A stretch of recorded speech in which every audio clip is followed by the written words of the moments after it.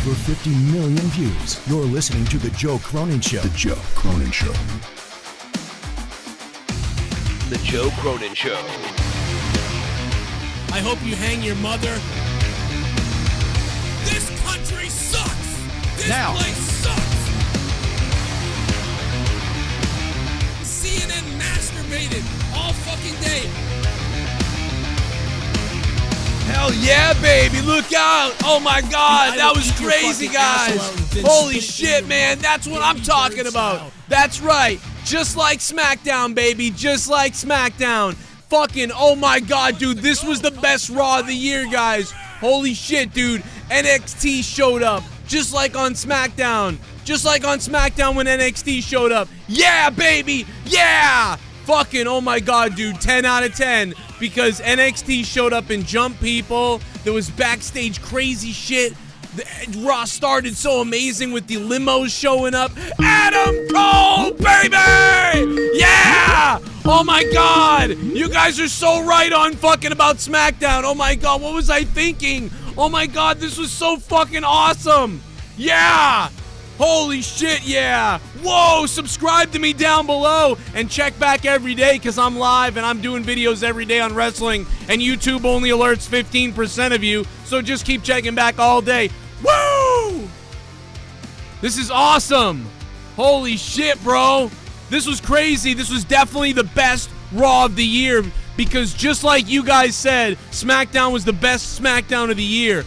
And the same thing happened tonight, so it's got to be just as good, if not better, because it was even longer tonight. Raw was even longer tonight. Wow. So this was definitely the best SmackDown Raw. Hell yeah, baby. Woo! Right now. America. End me now, please. What are you talking about, dude? What are you talking about? Juicy Goose.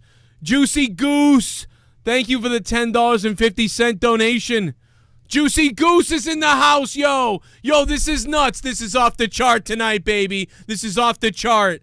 Like we said, baby, just like SmackDown, baby, 7 out of 10. Yeah, then you gotta be down with a 9 out of 10 tonight because it was even longer. The limo's pulling up. Dude, Triple H out there teasing Seth Rollins. Seth Rollins versus Adam Cole in the main event. Just like Adam Cole versus Daniel Bryan in the main event on SmackDown, except it was better because there was more stuff going on tonight. Oh my God, NXT showed up and jumped everybody. Shayna Baszler versus Becky in that promo off. That was fucking awesome. That was the best promo I've seen in a while. 10 out of 10, right, guys? Oh my God.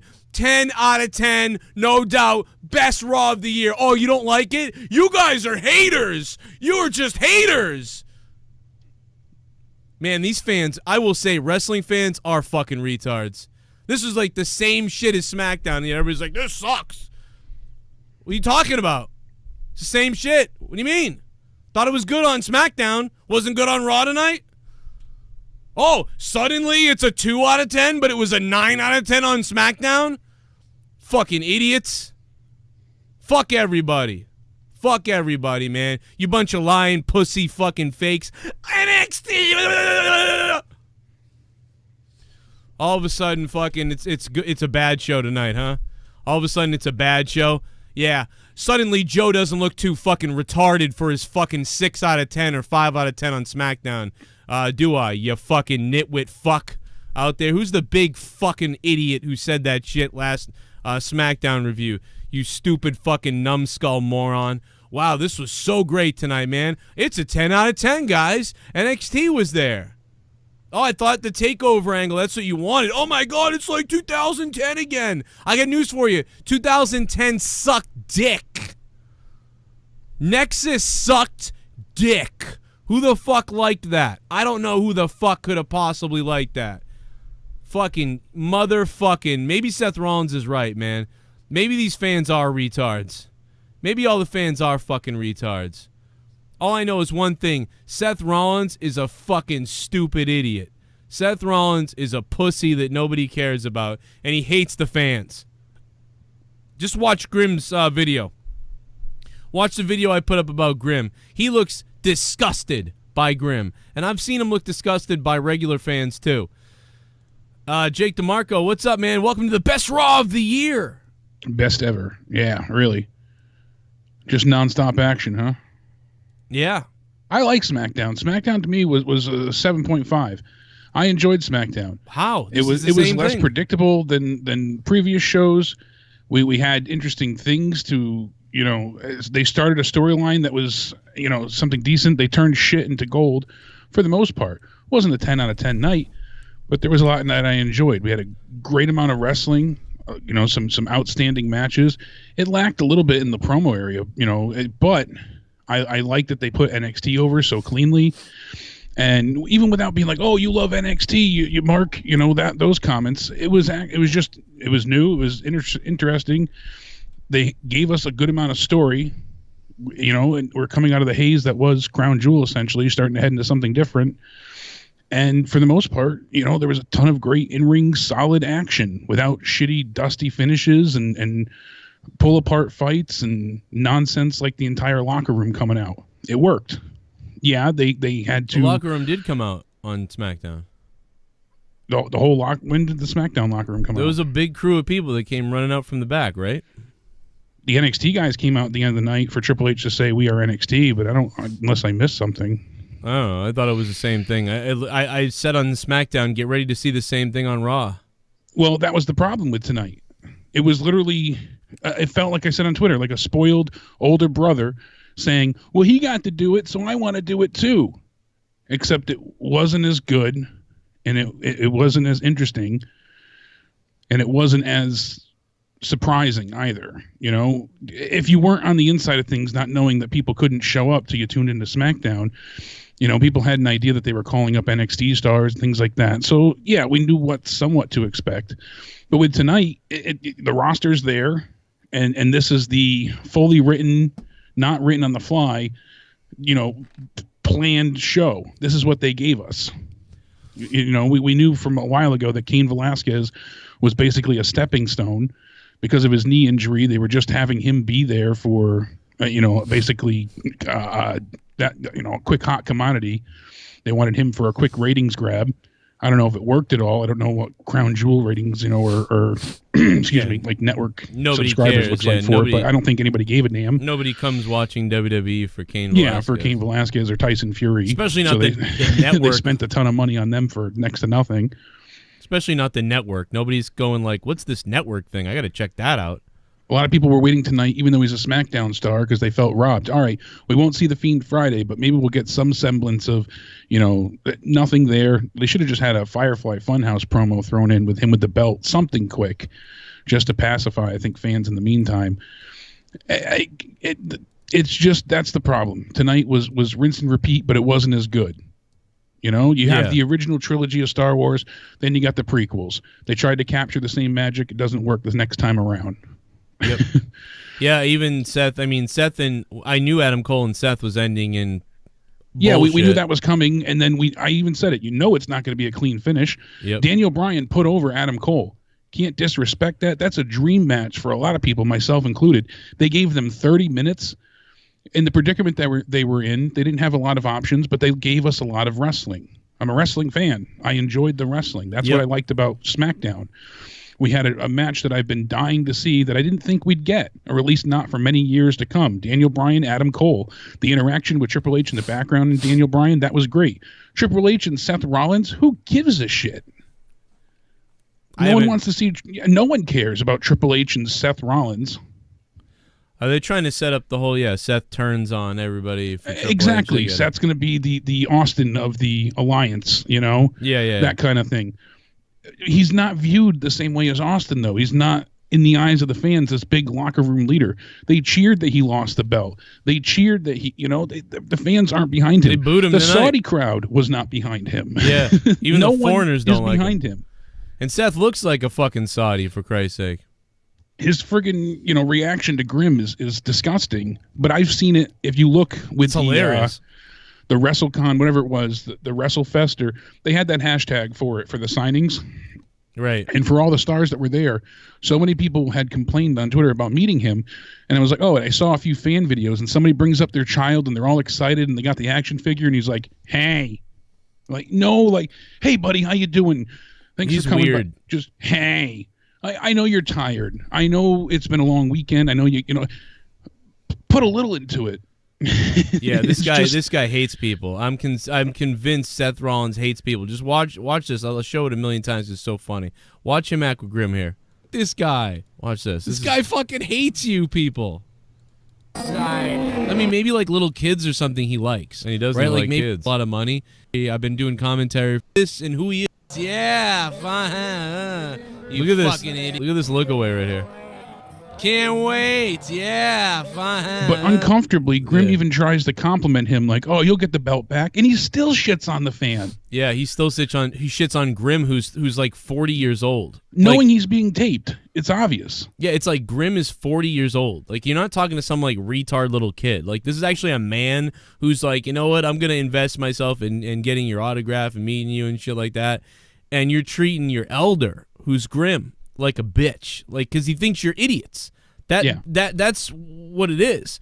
Seth Rollins thinks he's way better than you, and he thinks you're losers. Like, He wants you to know it. It started when people stopped liking him when he started going off about, "Oh, my bank account, check my bank," those kind of comments. Right. And people were like, "I can't really relate to that." And then he started to act like a sniveling asshole. And then it really topped off when he shit all over Dean Ambrose. That made it a million times worse. They're supposed to be best friends, and he's crapping on him and AEW, and everybody else sucks. And, he felt like a corporate stooge. Then you hear about this locker room meeting that they had today where Seth was in charge of, trying to rile everybody up and get them all to, come on, guys, we're a unit.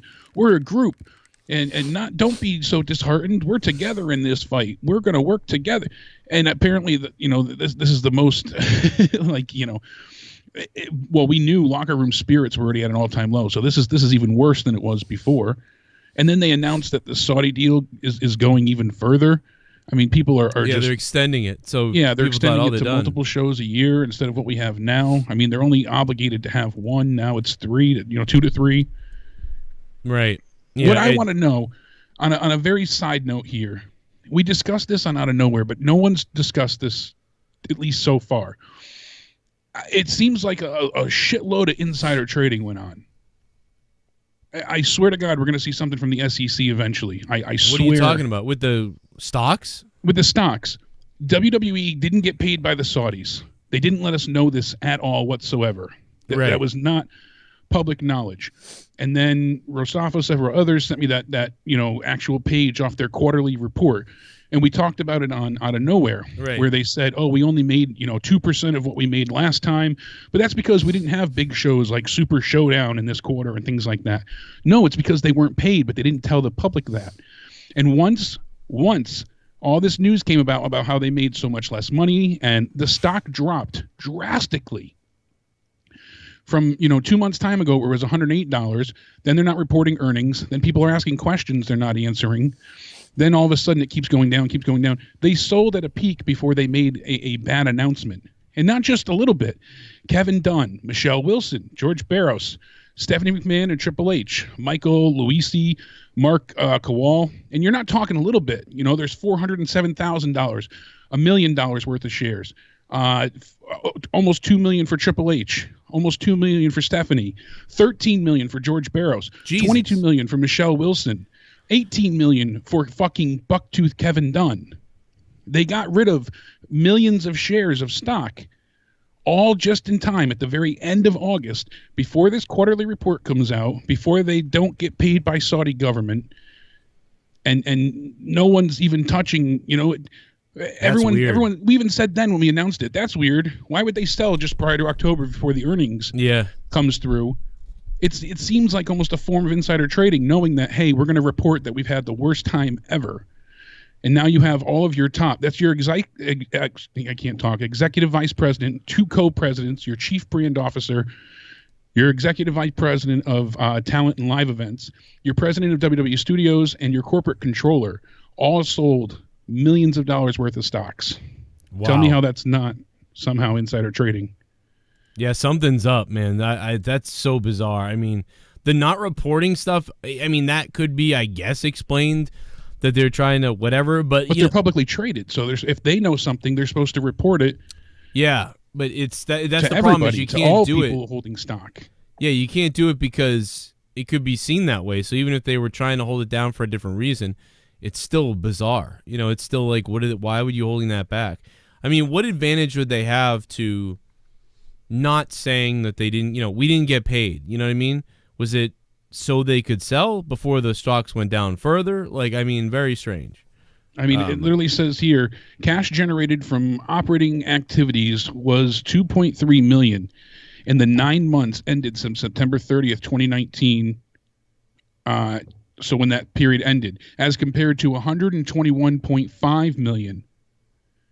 So they only made $2.3 million. Last year at this time, they made $121.5 million. It's a $119 million decrease. And that wasn't reported till after all of their stocks were sold. Wow. That's bizarre. And I don't see anybody discussing this or talking about this or, getting into, because the whole thing is so just bizarre. Yeah, we'll have to figure out more of this, and some of the bigger boys will start investing on that or investigating that, and then we'll be able to really decipher what's going on, because that's going to come out at some point soon. The Super Chat party. Let's see if they're working. Joe looks like the killer's baby mask from Happy Death Day. Yeah, boy. Spaz Phoenix, thanks for the $5, man. What's up? Oh, and speaking of Spaz Phoenix, Juicy Goose is the top donator. Juicy Goose, I'm going to get you on here, man. Let me see here. Juicy Goose with the $10.50 to start the show. Thank you very much for that donation. Juicy Goose could be taking home that championship. And yeah, everybody wanted me to shave. Please shave. Shave that shit off your face. Shave that shit off your face. I heard it for how long? Years now, like 2 years now. Shave that shit off your face. Joe, please shave that shit off your face. Please shave that shit off your face. What the fuck kind of beard is that? You look like shit. Like, I heard it for like days and years and whatever. And recently I just started realizing, Leah's not exactly, backing that ass up recently. Fuck this. I'm shaving my face. You know what I mean? Fuck it. Why am I doing this? So I just decided, man, I'm going to cut this all off, and now I look like I'm fucking 9 years younger. I don't fucking know. I look like a creepy, like a fucking gargled foot face. So I look fucking bizarre. So it's gonna take a while for you to get used to this, and I'm sorry. Super chat. Remove Bailey from this Survivor Series match. Remove Bailey from this Survivor Series match. Well, who are they going to have take the pin, though? Yeah. They got to have somebody there to get shit all over. Bailey always gets the shit under the stick. She's going to take the champion's going to get pinned. WTF was that commentating in the main event? Zero Kaiba, thanks for the $2. I don't know, man. They hired Vic Joseph over me. What are you going to do? Good job, Vic Joseph. Love it. Super chat. Told you fags NXT was stale. LMAO.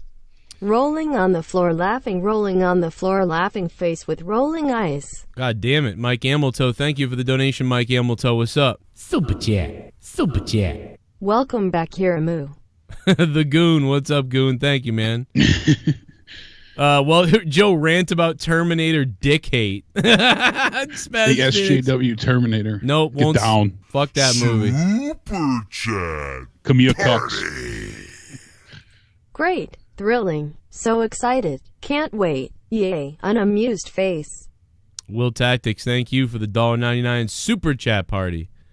Appreciate that, man. And thanks to Juicy Goose, who will right now is the top donator of the stream. He could take home that digital championship tonight. How's the chat feeling? Are you fuckers feeling good? If you hate life, hit the like button. If you hate life, hit the like button. And if you want to murder chickens, hit the like button, everybody. Let's find out how many people here want to murder chickens. I would like to find out how many people in the chat right now want to murder chickens. I think they all want to be gobbled by turkeys. That's $29. I can totally understand your reasoning for a 5 for SmackDown. It depends on. You also haven't been big on the NXT. Well, I think product. I gave it a 6. Or even a 6. I can understand between a 5 and an 8, honestly. Anything higher, 9s and 10s, I think is a bit too much. People were legit screaming at me for giving it a 6. I saw in the review. For giving it a 6. But you're usually AEW is an afterthought for you, or excuse me, a forethought for you, and NXT is the afterthought. So it makes sense. I'm in the same vein as you are, and AEW has more of my attention. NXT comes after now, but they pulled out some surprises. It was good. Same thing, with your rating and my rating for Crown Jewel. It was a couple points higher than you, not by much, but tonight. I don't see how anyone can justify enjoying this show. It feels. I don't see how anybody. It feels more thrown together than what we got Friday. I just don't get. It's not much different though. I don't know how it could be like a 7 on SmackDown and this can be a 3. I mean, it's really not that. Well, if we go to actually break it all down, Seth is better than Seth, and Adam Cole wasn't as good as Daniel Bryan and Adam Cole. That was not as nearly as good. They made Seth look extremely strong. There was hardly any offense, it seemed, coming from Adam Cole. Mostly, he seemed more on the defense than anything. I like the Brock stuff. I like the Dio Madden because normally they don't do this. I immediately thought when he was picking on Jerry, I'm like, well, Dio Madden has to step in here, right? And then he did, so that was cool. Then he got his ass kicked, but I like that. I like Triple H at the beginning showing up with the limos. I liked Brock Lesnar and beating up Dio Madden. And here's the thing: the openings were the exact same, and that's the problem for Raw versus SmackDown. SmackDown's opening with Brock wasn't great with him on the mic. A lot of it was very inconsistent, didn't make too much sense. Oh, well, but they tried to rectify some of that tonight. But even still, their justification is shit, and it all came down to because I'm Brock Lesnar. And having that for a solid 15 minutes to open up Raw, just to lead to him throwing somebody over a table, all right, they should have just had that to begin with. They should have cut the promo out and had him go ahead and break open the limousine door, throw Dio, through the table and F5 him. They should have had, and then have Mysterio attack him. That would have been spot on. The whole long, drawn out, boring promo from frickin' Paul Heyman once again, I think killed everybody. That just wasn't necessary, especially when it was just same monologue that we got on Friday night. And it's the same monologue he gives every time he's out there. So why was it? I don't get it. It was Good Friday night, but why? I don't know. It's just all the same. It wasn't Good Friday night. It was tolerable in my eyes. It was even barely at that. I mean, like I said, there were so many inconsistencies, and I never care for it. But again, that was a few points off for me for just the opening on SmackDown. Never mind on Raw. And then we get into, the Kabuki Warriors taking on the formation of Charlotte and Natalya once again. This is their second teaming. And this is just to play to the fact that, Natalya was in this, classic, I guess, hype news women's match, which was great at Crown Jewel, no doubt about it, simply for the fact that it was groundbreaking. But they're still patting themselves on the back yet again. And not only did the match not really, I feel, exemplify women's wrestling, but the ending of it is a bit suspect because, as always, if you're a tag champs and you're not defending the belt, you got to lose. And that's the shit that just gets so infuriating. I don't know about you, but I absolutely hate that. That's enragingly stupid. Put her against somebody else. Have Kairi Sane and Asuka versus somebody else. Like, why would the tag champions lose? It's fucking retarded. I get having Natalya come out. That's cool. Like, I don't mind that. Like, she's riding this thing in Saudi Arabia, so okay. But, like, what the fuck? So the Kabuki Warriors look stupid again because of that. It was a very long match that was pretty decent in a way, but it was very long. And it was 18 minutes. Was two not commercial a good match. breaks. 2 commercial breaks during the match. Yeah, not picture-in-picture, full commercials. Shit, I just sneezed on my own crotch. Yeah, and then from there, the only highlight of that whole segment was obviously that everything that happened with Madden and Mysterio. Yeah, so that was all. I thought the opening was, again, it was okay. I'm like, all right, here we go. I was at a 5 out of 10 for a while. And are you excited to see Rey Mysterio and Brock Lesnar face each other? I'm not. No, I don't. Years ago, when they had their feud, and it felt different then because Brock wasn't as protected and booked as such a it's not even close to beast. it's not close to believable is the problem. Yeah, that's the thing. And we just saw him destroy Cain Velasquez. We saw him just really decimate and totally annihilate Kofi Kingston. Undertaker, Goldberg, fucking this guy, that, like, everybody, like, whatever. Like, it's not believable. He's just, taking that's out what it Triple is. H, Dean Ambrose, CM Punk. It just, the list goes on and on and on. So Yeah. People said it wasn't believable back then, but yet it kind of was. This is not believable because the of only how thing that he's worked built. out then was like, oh, Ray's super fast, so he's going to try and outmaneuver you. And, he's same thing with Eddie, the lying, cheating, stealing, gonna try and pull an upper hand here. And that's kind of what we had a throwback to in a way. Oh, he's got the equalizer, he's got the pipe in his hand. But in the match, he's not going to be able to surprise him with a weapon. It's going to be what he another should have done? 40-second match. You know what he should do? He should attack him with that pole, and he should call the pole Eddie. He's like, man, I think I got my trusty friend here. I call him Eddie. And I'm going to take Eddie and I'm going to bash your kneecap with Eddie. Like, that'd be fucking funny. I don't know why. I mean, maybe dumb as hell, actually, but I think it's funny. I think it's be funny if you called the pipe Eddie. And started calling Mysterio's backstage because dude, then promo. then the crowd would get behind Ray, and then they would start more. I know they would. And they start At least chanting have a Eddie. little more heartfelt interest in the match. They'd start chanting Eddie as he holds up the fucking pipe. Yeah, how cool would that be? See, I dumped his ashes in the pipe. Not a stupid idea at all. It works out in many levels. You get some fan interaction. You put the pipe over, which puts Mysterio over more so. Yeah. And though he's beloved by fans, people still want to cheer for Brock because he's a badass. So it's a difficult situation as always. And then next up, we have Mysterio's backstage promo. I thought it was good. Short, sweet, straight to the point. He seemed, totally pissed off and ready to attack some more. He said, if you're man enough at Survivor Series, come after me. I'm like, it was a good promo. It was. It didn't leave much room for any type of bullshit to be said. It was very straightforward, very quick. So, and he was passionate. Man, imagine I'm just thinking of him coming out with the pipe called Eddie's on fire. And he puts in black marker, he writes Eddie and then like gold around the black marker. I don't know, dude. That's cracking me up. That may be insulting maybe to him, but I don't know. I don't think so. I think it'd be funny. It's better than saying Eddie's in hell. Super chat. Yeah. Adam Cole looks small on the main roster. Adam Cole is small. Mike Hamilton, dude, Adam Cole is tiny. He's smaller than me. I'm bigger than Adam Cole. I'm 5'10", and I'm bigger than Adam Cole. Yeah, you think Seth's small, and then you see him next to Adam Cole next to him, and you're like, damn. Yeah, dude. Remember when we saw the picture of JD with Adam Cole? Well, I saw him live at the Takeover, and seeing him in person, it's like, holy shit. Adam Cole is small. Yeah, he is small. It's not. I mean, he's fucking small. It's not an insult. It's just a fact. They give him 6 feet. There is no way that Adam Cole is 6 feet. Because when I stand next to Adam Cole, I'm taller than Adam Cole because I've stood next to him. He's 6 feet, 210 pounds. That's no way.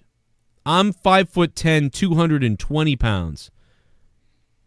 There's just no way. This guy is a small man. He might be 5 foot. He might be 5'9", I believe. Maybe. I could say even 5'10". Maybe like I believe. but Maybe, but I've stood next to him. I'm like, I'm taller than him, and I'm seeing here 6 feet. Yeah, it says 6 feet 210, like you said. Something ain't wrong, or something's wrong. Like this. Well, they always do that with wrestlers. Yeah. They stock them up, and they used to do that with The Rock. And Adam Cole is definitely 5'8". Someone says in the chat he's 5'8". I agree. I think he's 5'8" as well. Because, I mean, even I wouldn't write that. When I used to be wrestling, I'd be like, 5'11" or something. I should have said 6 feet. I should have said I was 6 feet. Put on the boots. Maybe. Gorilla Strong is 6'4", 332 pounds. yeah, baby. Unbelievable. Gorilla Strong's a fucking monster. Yeah, I mean, I know they exaggerate stuff, but yeah, it's just really funny. No that exaggeration for Gorilla. I mean, dude, put Shawn Michaels next to Adam Cole. Even watch the Raw thing. Shawn Michaels is 6'1". Go look at Raw the other week at Adam Cole standing next to Shawn. You think Shawn Michaels, and he might have shrunk a little being older now, but 6'1" Shawn Michaels looked about 4 inches taller than 6 foot Adam Cole. 6 foot Adam Cole. Hard to believe that. But anyway, let me play one more donation. We've got a few coming in from you guys. Love to hear from you. What did you think of Monday Night Raw tonight? Did you guys think it was a 3 out of 10? Did you think it was a 5 out of 10? Did you think it was a 10 out of 10 like SmackDown? Super Chat Party. Well, Gunnar Chiefs fan didn't have anything to say, but I do appreciate strongly that he dropped $1, man, just to show us some love and show some support. Much appreciated, man. And shout out to everybody who became a patron. Episode 3 of Too Many Marks podcast is up on Patreon in full right now. So if you missed that, I talked about a whole bunch of wrestling stuff and news. That's up right now for anybody who hasn't heard it in the $5 or above tier on Patreon. Check that out. Also wanted to shout out some of the new patrons like Kenzo Amore, Eugene Gelfman, Brandon Harbin, Robert Hall. I said that like a question, but I thought it was because I got the guy's name wrong, but no, it's right. Thank you guys for checking out Patreon, patreon.com/Joe Cronin Show. Appreciate it. Okay, so next, real quick, Natalya, Charlotte win, whatever. That's stupid. You have the tag champs get destroyed. I mean, they always do this where you have any, secondary tag champ, things like that, they get pinned. It's foolish, especially with a makeshift team, but that's their bread and butter. What a waste. You made the real tag team look dumb, and the makeshift mixed tag, they're better, I guess. Yeah, they're the real winners. Then we get NXT. Now, technically, they are, though, when you think about it. I mean, you did put Charlotte and Natalya together, who are seen as above them, but what's the point in having them pin them? Yeah. That's what I question. Do something with a point. What's the point in having your tag team champions lose? If you're building towards something and it happens on an off chance, but there's no story to this. They're just, as I said, continuing to tout and pout themselves on the back. If Asuka goes to blow the green mist in the face of Charlotte, and then Charlotte ducks and she blows it in Kairi Sane's face, and then Kairi Sane gets rolled up and Charlotte gets a pin, that's different. Yeah, this was a sloppy ending anyways, because Asuka goes for the Asuka lock, and then Natalya basically just trips her, which looked sloppy anyways, and gets a horrible sharpshooter locked in. Yeah, they straight up beat them. And then Asuka's tapping. Dude, it's just really fucking stupid, Vince. Way to make the titles look like shit again. These fucking titles just can't get a break. Every time someone wins the titles and then it looks like they're going to take off with them, just buried again, just moving backwards. 1 step forward, 2 steps back. 1 step forward, 3 steps back. It's the same thing every time. Yeah. Stupid Vince. So we talked about Mysterio, his backstage promo. Then we get Buddy Murphy and Cedric Alexander. They kind of just get thrown out there. The broadcast team isn't even really acknowledging the match. They're just talking about the WWE backstage show on Fox Sports 1 most of the time. Not a awful match, but really, no reason to be excited for it. The crowd is dead silent. You can hear a pin drop and a baby cry. Murphy comes back with a knee and hits Murphy's Law for the win, so he beats Cedric Alexander, and no one cared. We see more recaps of the Friday night NXT invasion, and we go from there. And Seth Rollins comes out. There was, a lot of booing, as we said. People, just either silent or booing for most of it. He goes on and on. You hear so many of them. He's like, I lost the belt to the Fiend at Crown Jewel. To be honest with you, I don't give a damn. How could you not care about losing the belt? That was everything to you, Didn't you basically define your character as being the champion? He was only missing the lost my smile. Yeah, I lost my smile. No, I agree. Yeah, no, he should have done that. No, I was like, oh, here we go. Here comes Bret Hart. Here comes Bret Hart. I thought they were going with that for a very, very short segment of time in the beginning. I was like, oh, he's going to shit on the fans, and we're going to get the heel turn that we so rightfully deserve. He's wearing all black. Yep. He's disinterested. He's pissed off. He tells them, and as soon as I heard, to be honest with you, I don't give a damn. And I'm like, but then with the way he explains it, it's like, well, why don't you give a damn about losing the title? And he just acted weird in the ring. He acted horrible in the ring. He was like, well, you got me there, or whatever. It was just really goofy face.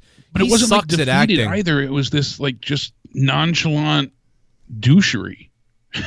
That's what it was. Like this anti-flamboyant yet still super gay, just mock up of his former self. And it was so sloppily delivered. I know he's not supposed to be like overly passionate about losing, but he didn't even seem angry or flustered, or it just so blasé, just passive. I don't give a shit. I don't care. What's next? I don't know.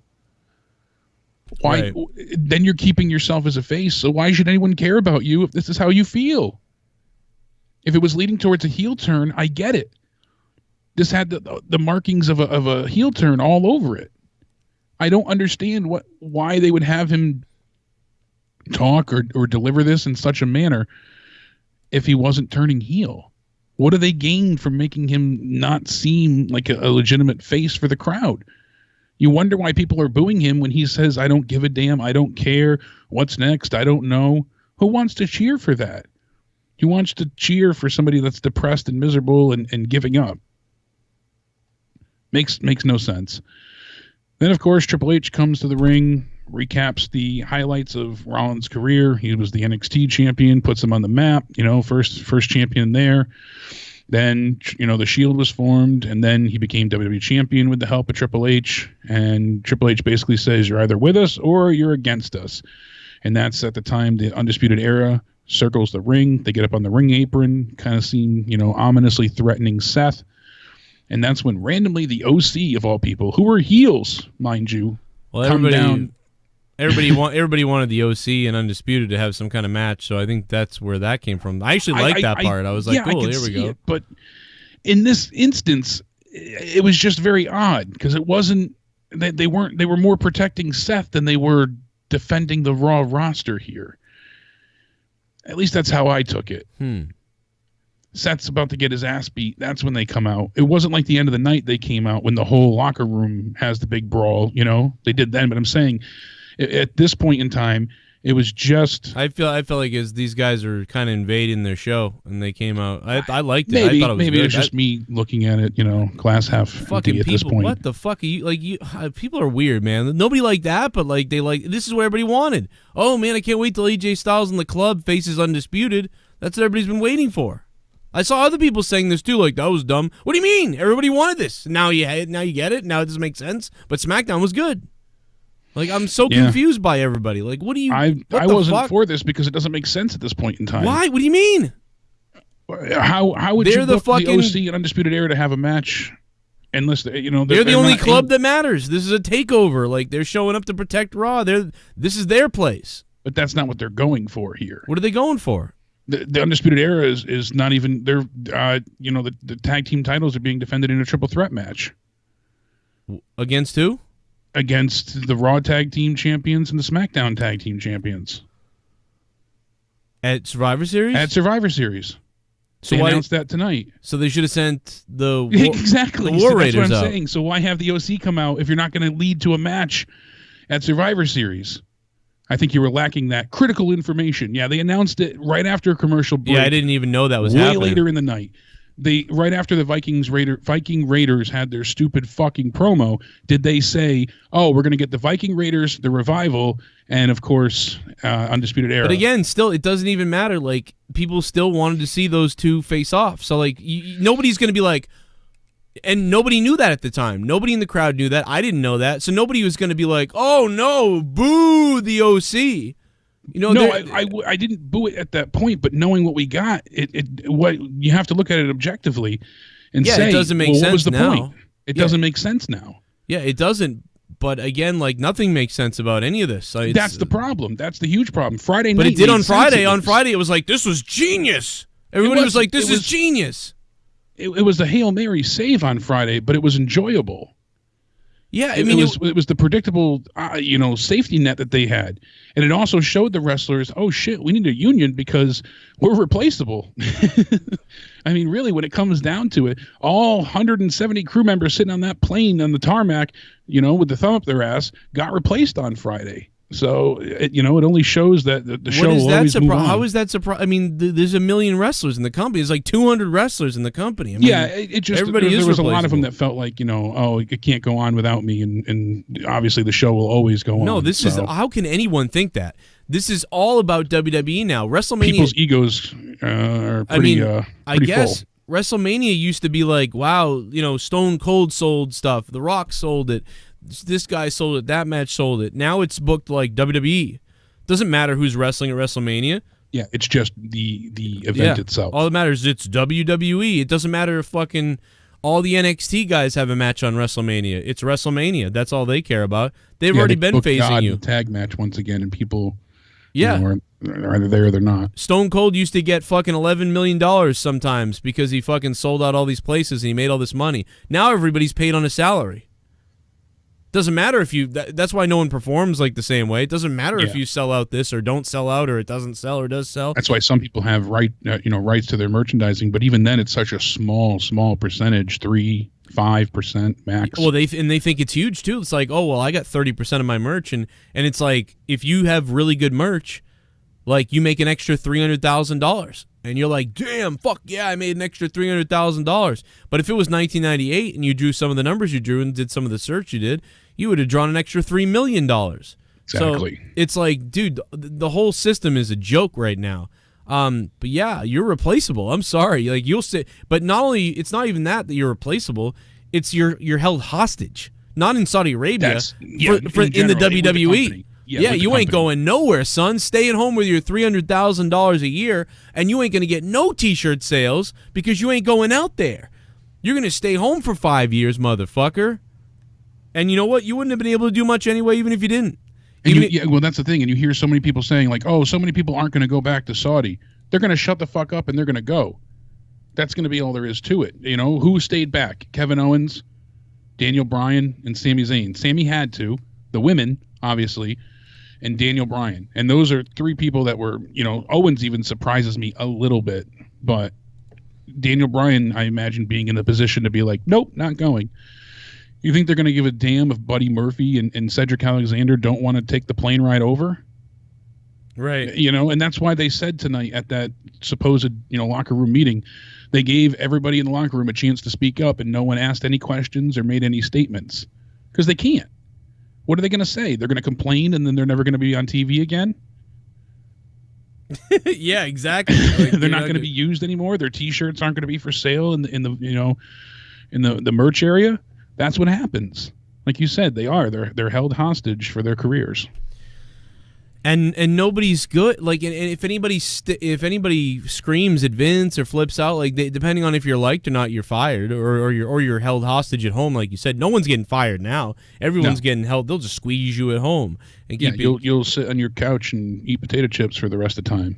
Yeah, or you'll do what Mike Bennett does right now, which is make videos of his kid and him every day. Because I watch him on Facebook. He gets to be a great father in the meantime while collecting a paycheck with the WWE. Congrats, you made it. And I think that's what he figured. Maybe he figured, you know what?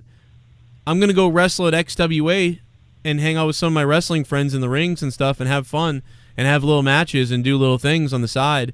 And I'll just stay at home and I won't have to go anywhere anymore. And I'll collect the same paycheck I would have collected anyway.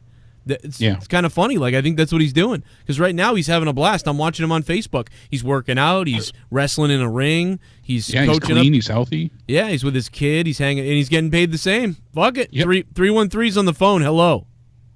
Yeah, what's going on, man? It's Drew Fossa. Drew Fossa. What's up, Drew Fossa? How you doing, man? Going good. I ain't been able to talk to y'all about some wrestling, man. I'm about to backtrack real quick. All the way back from Crown Jewel. Okay, Crown Jewel, I didn't like the shit. The only thing that I liked was probably the women. That was a good moment, but all the other shit, I just completely skipped that. Wow. What happened? AEW was cold. I gave it like an A, a solid A. What you call it? NXT was like a B+.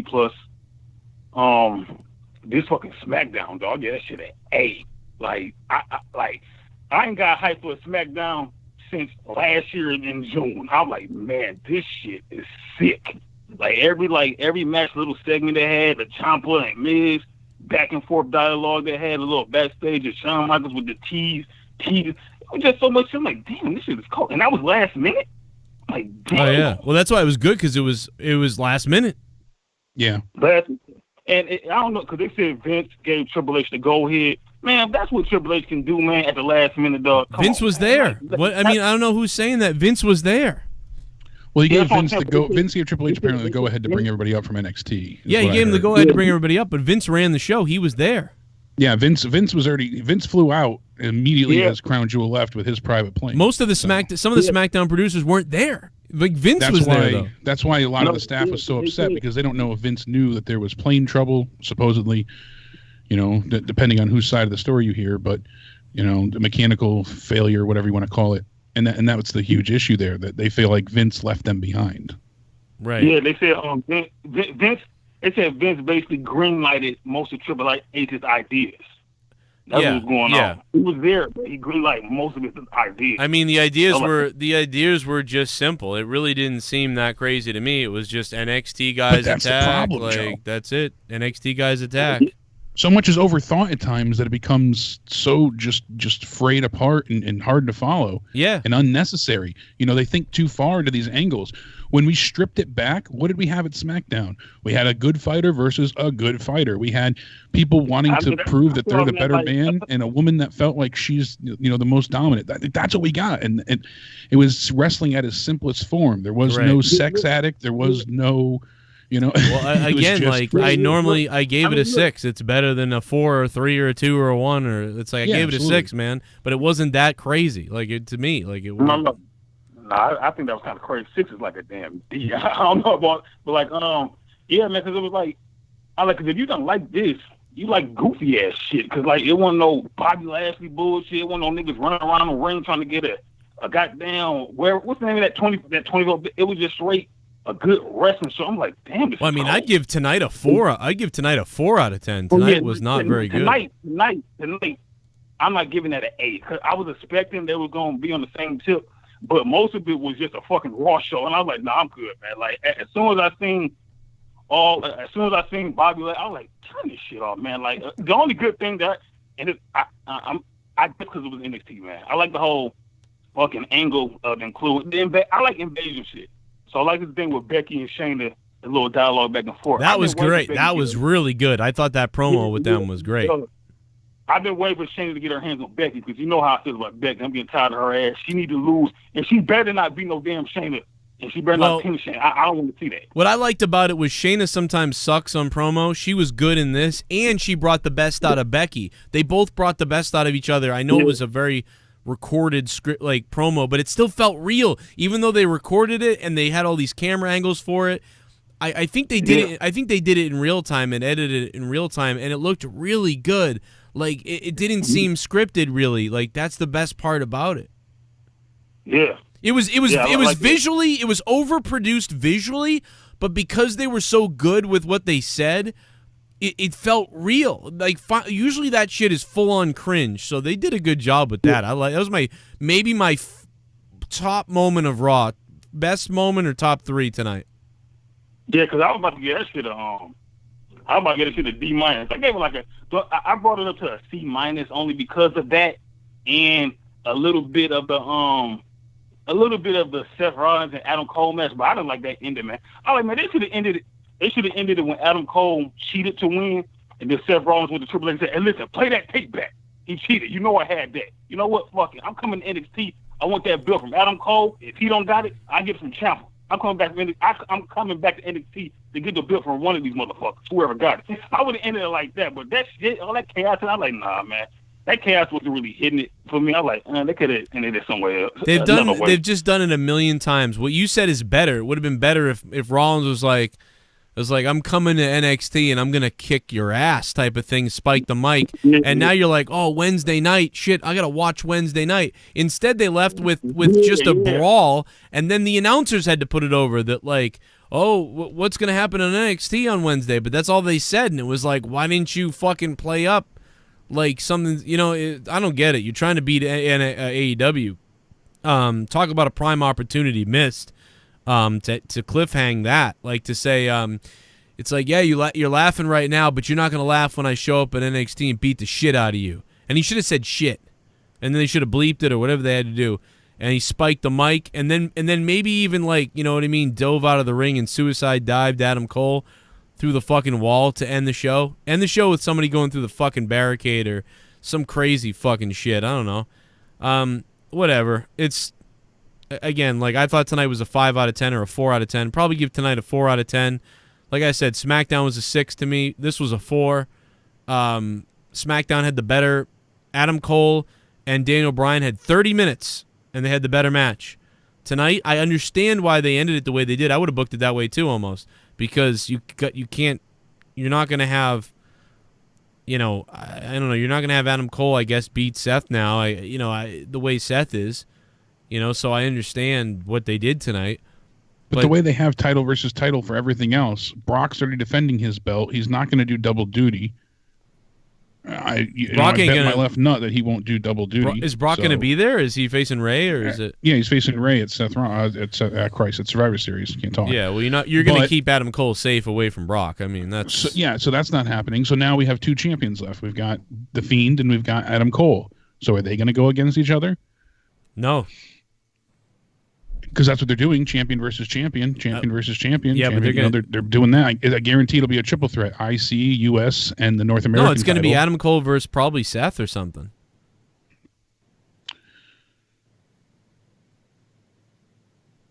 For the NXT title, but they're going title for title with every other person that has a belt. So I mean, you can't have Adam Cole can't wrestle Bray Wyatt or Brock. They're doing a triple threat with the women's. They're doing a triple threat with the tag. No, I get it, but you're not going to do that with Adam Cole. You're not going to do that with Bray Wyatt or Brock. Obviously, Brock's written off, so we know we're not getting a triple threat out of it. But yeah, it just seems odd to have Daniel Bryan lose just to lead to him and Seth going again. And for what? What do you get out of that? You beat Seth, so I don't know. I don't know. What do you get out That's of your top Raw guy. So now your top Raw guy gets beat, or you have a top Raw guy as NXT champion. Well, what's the point to any of these matches then? It's all stupid. Well, it is, but I mean to show who's the dominant champion. That's their goal, right? To show which brand is the most dominant. So like it's all bad then. It's none of it. It is. I don't dispute that fact. I'm not trying to, defend that. But when you think about what they've set up so far, with it all being champions defending their titles against other champions, it's just for brand supremacy. Right. So would they put the title on the line? Yeah. Well, then what sense does that make? Because you're either getting a Raw star to go to NXT, so that's a loss for Raw, not a win. Are the belts all on the line? No. It's so just nothing is title for title. So who cares then? Why does it have to be for a title then? Well, that's what I'm saying. So if they do it with Adam Cole, is it for a title or no? Against who? Seth? Seth Rollins, like you're saying. Probably, yeah. They'll probably because that will be something. So how does that? But what does that do? Because the point of the night is to show which brand is the most dominant, right? Who racks up the most wins, right? So if Raw wins, they win. now lose Seth Rollins because he goes to NXT as the NXT champion. That's what Triple H wanted. Rollins will yeah, maybe if it's for the title, and that's foolish because then Raw is not gaining. No, what they'll do is losing. They'll make you think Seth is going to turn.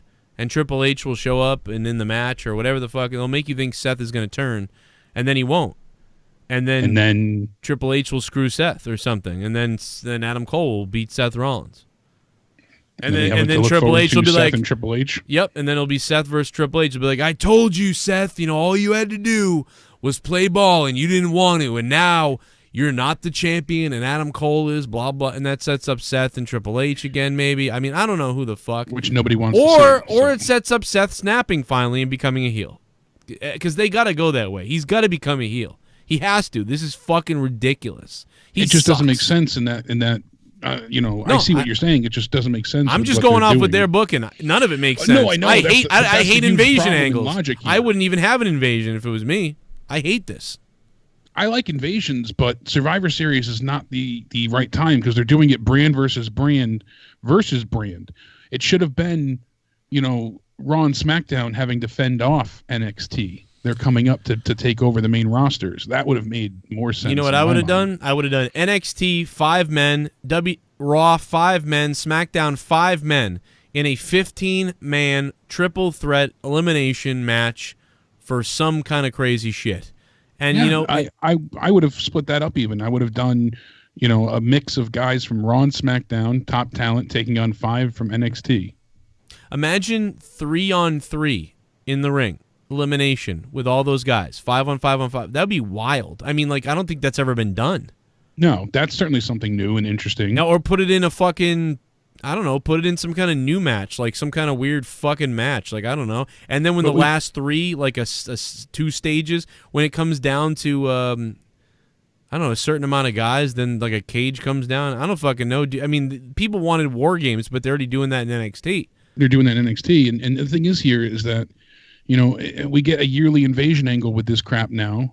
Because SmackDown invaded Raw. You know, they're coming. They're coming. Yeah, every year. It's like, I'm sick of this. So it ruins that idea. You know, I would have saved this entirely, and I said years ago, it would have been great to have NXT come up for brand dominance, and you know, now it works better than ever. But they don't do it right. You know, because the problem is SmackDown going to invade Raw throughout any of this storyline, or is it just going to be NXT at every show? Is Raw going to invade SmackDown? Are either one of them going to invade NXT? Well, it makes what you should have done. What they should have done is had NXT in the full numbers, like all the NXT members, everybody, coming out and just destroying SmackDown, coming out destroy Raw. And then what happens? Raw and SmackDown have to team up to stop NXT. So then NXT comes out, they start beating up SmackDown because SmackDown has the smaller roster, right? SmackDown has the smaller roster. So, ladies and gentlemen, SmackDown's we're getting our ass kicked, you know what I mean? And then Raw shows up on SmackDown. Like, that's exactly what they should have done. And it would have been like, holy fuck, Raw's here now tonight. Like, I mean, but either way, even with that, I'm just not a fan of this. Every year we see it, they hopping over the barricade. Here we go. Like, it's just dumb. For what? Stick to your own brand. When you have a title, you make money. When you're the champion of your brand, you make money. Do you make money by running up to Raw and beating up somebody? No. It makes no fucking sense.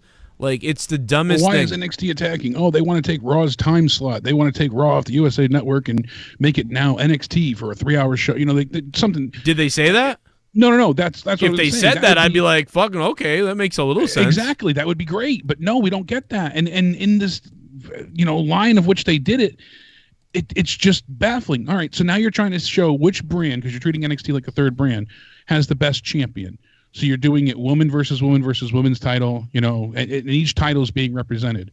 So we're going to have, I guarantee still to be announced, the 3 mid-card champions, you know, so we'll see Roderick Strong and we'll see Nakamura and we'll see AJ Styles. I bet you that's what will happen there, especially since Roderick Strong is the only one that's not essentially in some sort of feud at this point in time. Right. Yeah. I mean, probably. Yeah. NXT has a house show during SmackDown this week, so that can't happen. You know. Yeah. Thanks, Matt. That's good.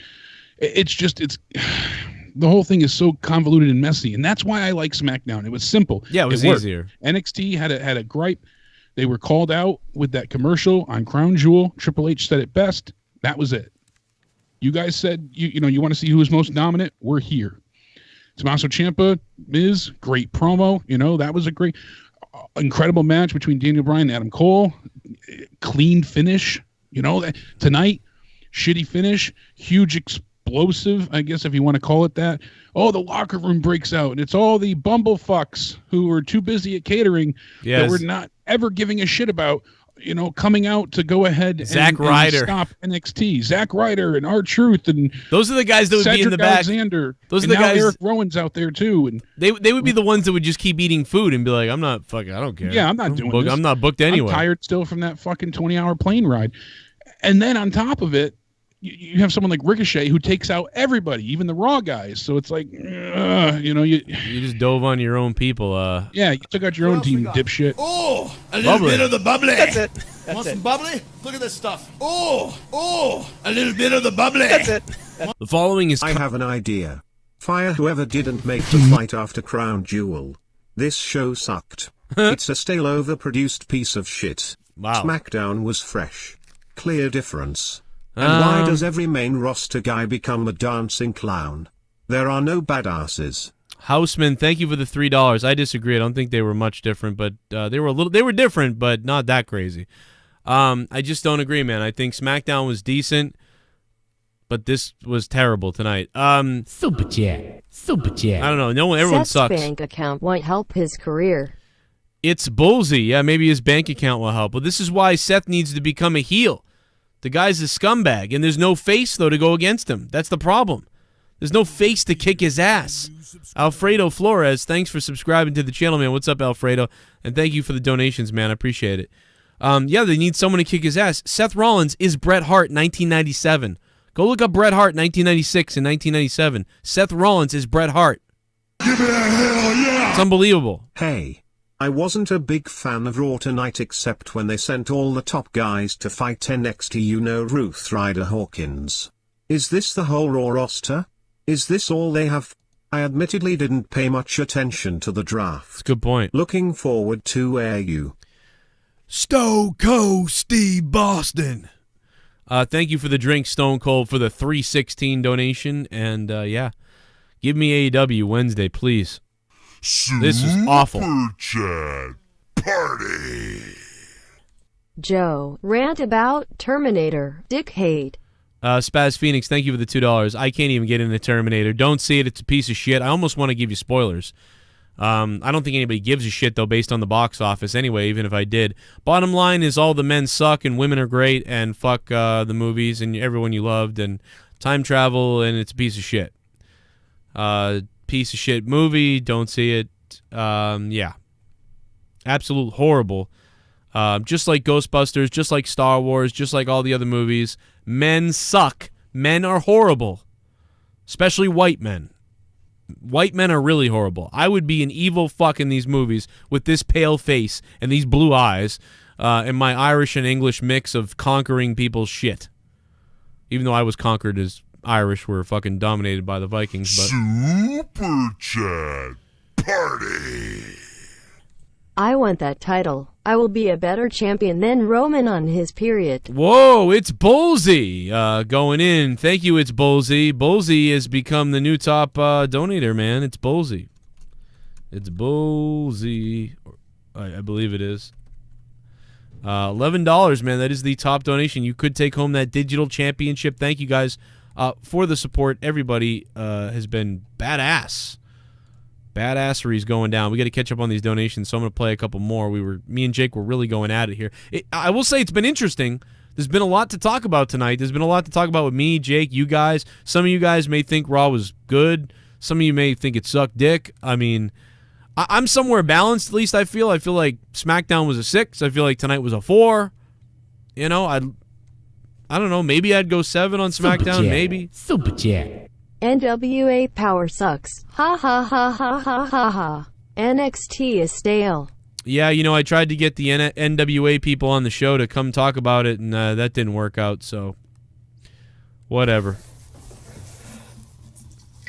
Oh, no. Oh.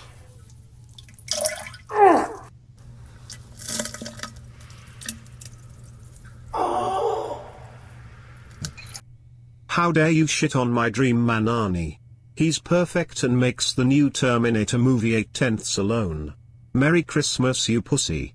Also, I'd lick the shit stains off Arnie's boxers. Oh, man. That is JB. JB shit stain. Thank you, man. That is Riri JB. Look at that. Look at that guy.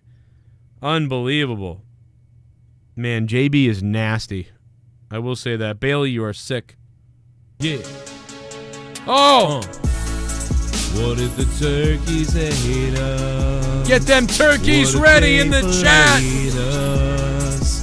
What if they killed us and ate our children? What if the turkeys ate us? What if they filleted us? If the turkeys ate us, if they had to hate us. Well, Thanksgiving was a little bit different. Instead, the turkeys ate us. They gobbled us apart. But first they'd eat our nuts. And then they fucking ate our butt. The turkeys ate us. What if the turkeys ate us? What if the turkeys ate us? What if they ate our fucking nuts?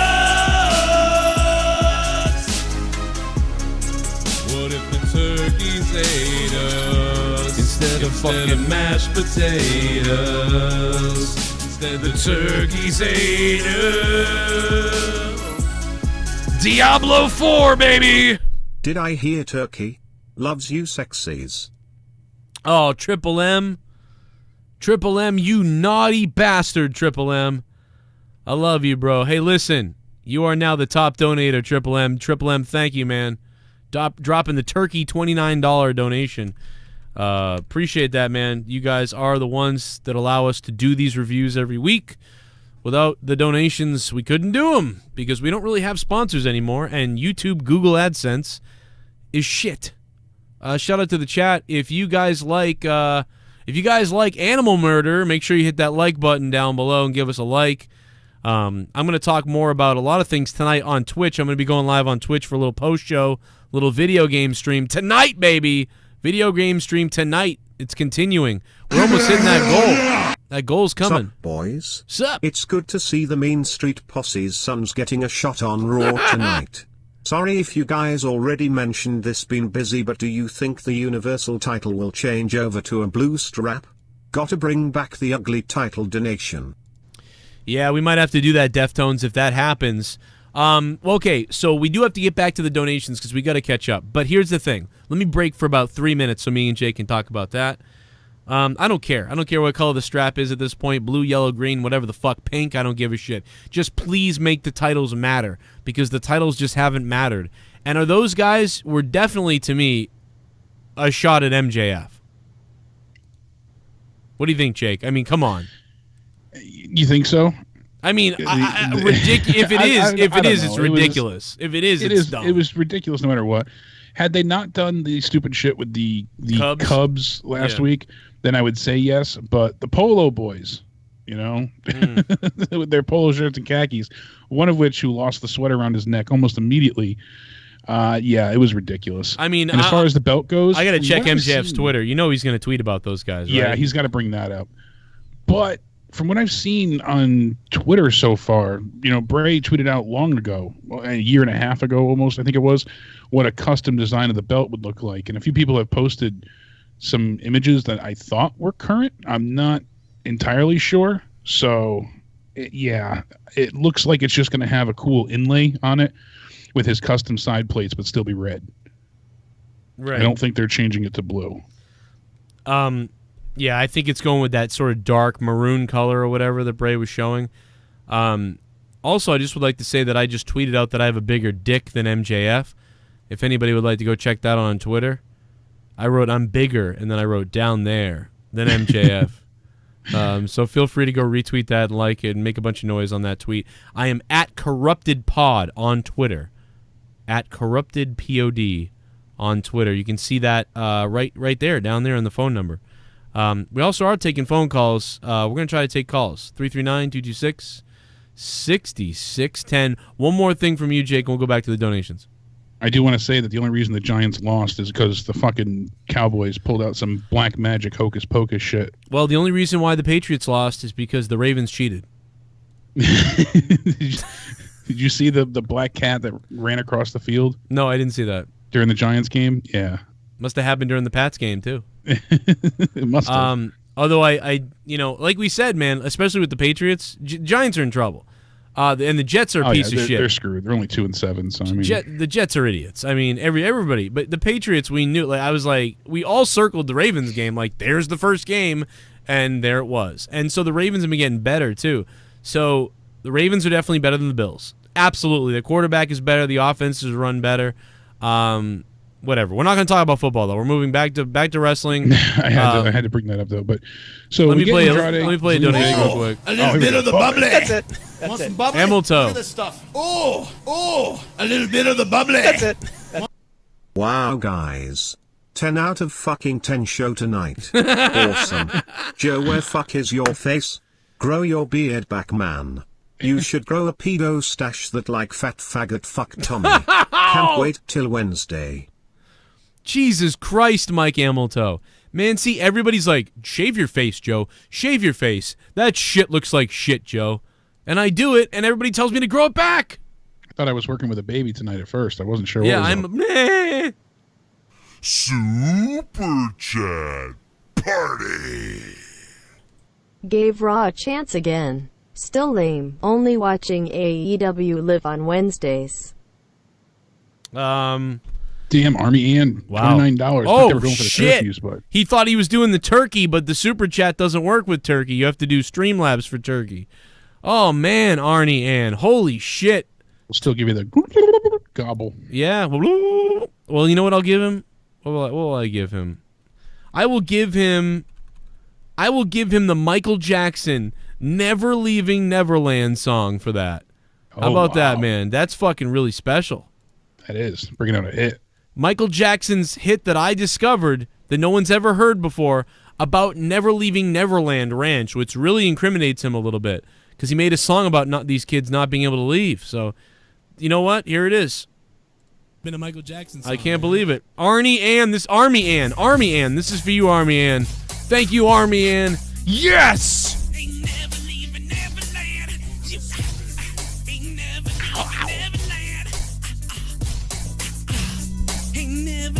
Neverland.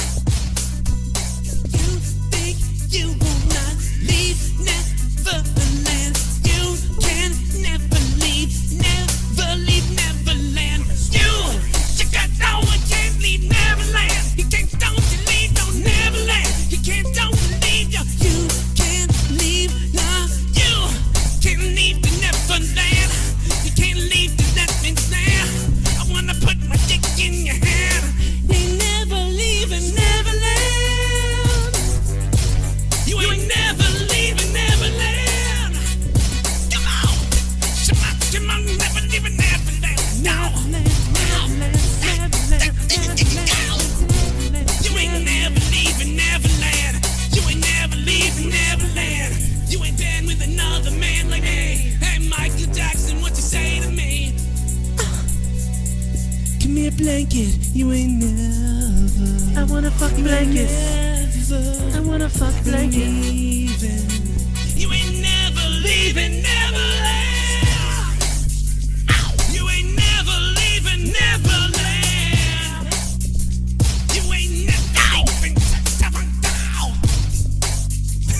All right, I'm sorry. Thank you I would very have loved much. to have seen what that music video would have looked like. Can you imagine that music video? He He's didn't like- pass away. They had that one in the library. So He's throwing kids back over the fucking fence. By the way, fuck those guys that made that documentary anyway. Fucking Bubbles the monkey just dragging kids Fuck 'em back again. on the Ferris wheel. Drag him back in Neverland and bang him again. Fuck it. Anyway, we're So back to Raw's craziness. I mean, we get Andrade and Zelina Vega. They come out, kind of, okay promo, and then Sin Cara and his new partner Catalina. After she was introduced last week, Sin Cara lost. So you thought, okay, they'll get the win this week because she's the equalizer. They get beat. They get destroyed. And Zelina Vega looks beyond baffled that she won here. Like, holy crap. I don't think that was the plan, but hey, it works. It's just funny to see her reaction. Yeah, that was weird. Like, it was bizarre. And is she not acting more and more? By the way, if you're new to the channel, hit that subscribe button. We're trying to get to 67,500 tonight. We're close. But is she not acting more and more like AJ Lee when she acted like her in that movie? It seems that way. Doesn't she sound like she's talking slow like that? Like, and I have a special treat for everyone. Like, she's like acting just like she did in the movie. The more she talks, the more I think that. Where before she had some kind of flair that sounded like her own self. It's very strange. Yeah, you guys wanted me to shave it. I mean, how many times in the chat? Is it going to be all night? Like, is it going to be? Somebody said draw it on until it comes back. This is. I mean, you guys wanted this. You guys said it looked. You said this looked like shit. You said. You guys said you that. Said you need the clean look. Well, there it is. Now I've de-aged 10 years for everybody here. This is me last year, 1 year ago, and this is me now, and this is from yesterday. Or this was this morning, actually. So there you go. I gave it to you, baby. I shaved it. I gave Step it in to that you. time machine. Did the time warp, baby. Who do you want, man? Eminem or the Axe guy? I mean, which one? I mean, you decide, man. The Axe guy. I don't know what I look like there. I look like Keemstar who can't grow a beard. I don't know what I look like on the one on the left. I look creepy. You can't be Keemstar. You don't have that Jewy I'm nose. just creepy looking no matter what now. It doesn't. Whatever. I just look creepy no matter what at this point. No wonder WWE didn't hire me. They were like, look at this guy. We can't put him on TV. This guy's got radio face. I mean, I don't know. I mean, there's a lot. You got radio face, and I'm going straight to DVD. Yeah, I mean, I guess I'm not like a mongoloid, I guess, but I'm very strange. But yeah, so what is very strange is hearing Rusev how he wants Bobby Lashley's ass. Yeah, I don't want your ass is mine. He really is addicted to sex. Your ass is mine. Yeah, like it's like, what the fuck, dude? No wonder your girlfriend left you. You want other guys' asses? You should be like. She said she left him too because all he wanted was sex. But then she broke her current boyfriend's dick from too much sex. So none of it makes any sense here with this storyline. The biggest, most egregious piece of shit of this night was that McIntyre is now somebody's lackey once again. When they played his music to come out and help Lashley, that was if the most Rusev beat him, I was gonna thing flip. of the night. I would have flipped the fuck out if Rusev beat him. Yeah, it's like what a travesty. Why is Drew McIntyre always the guy that comes out, dude? Either make this guy a bodyguard at this point, or like what is this?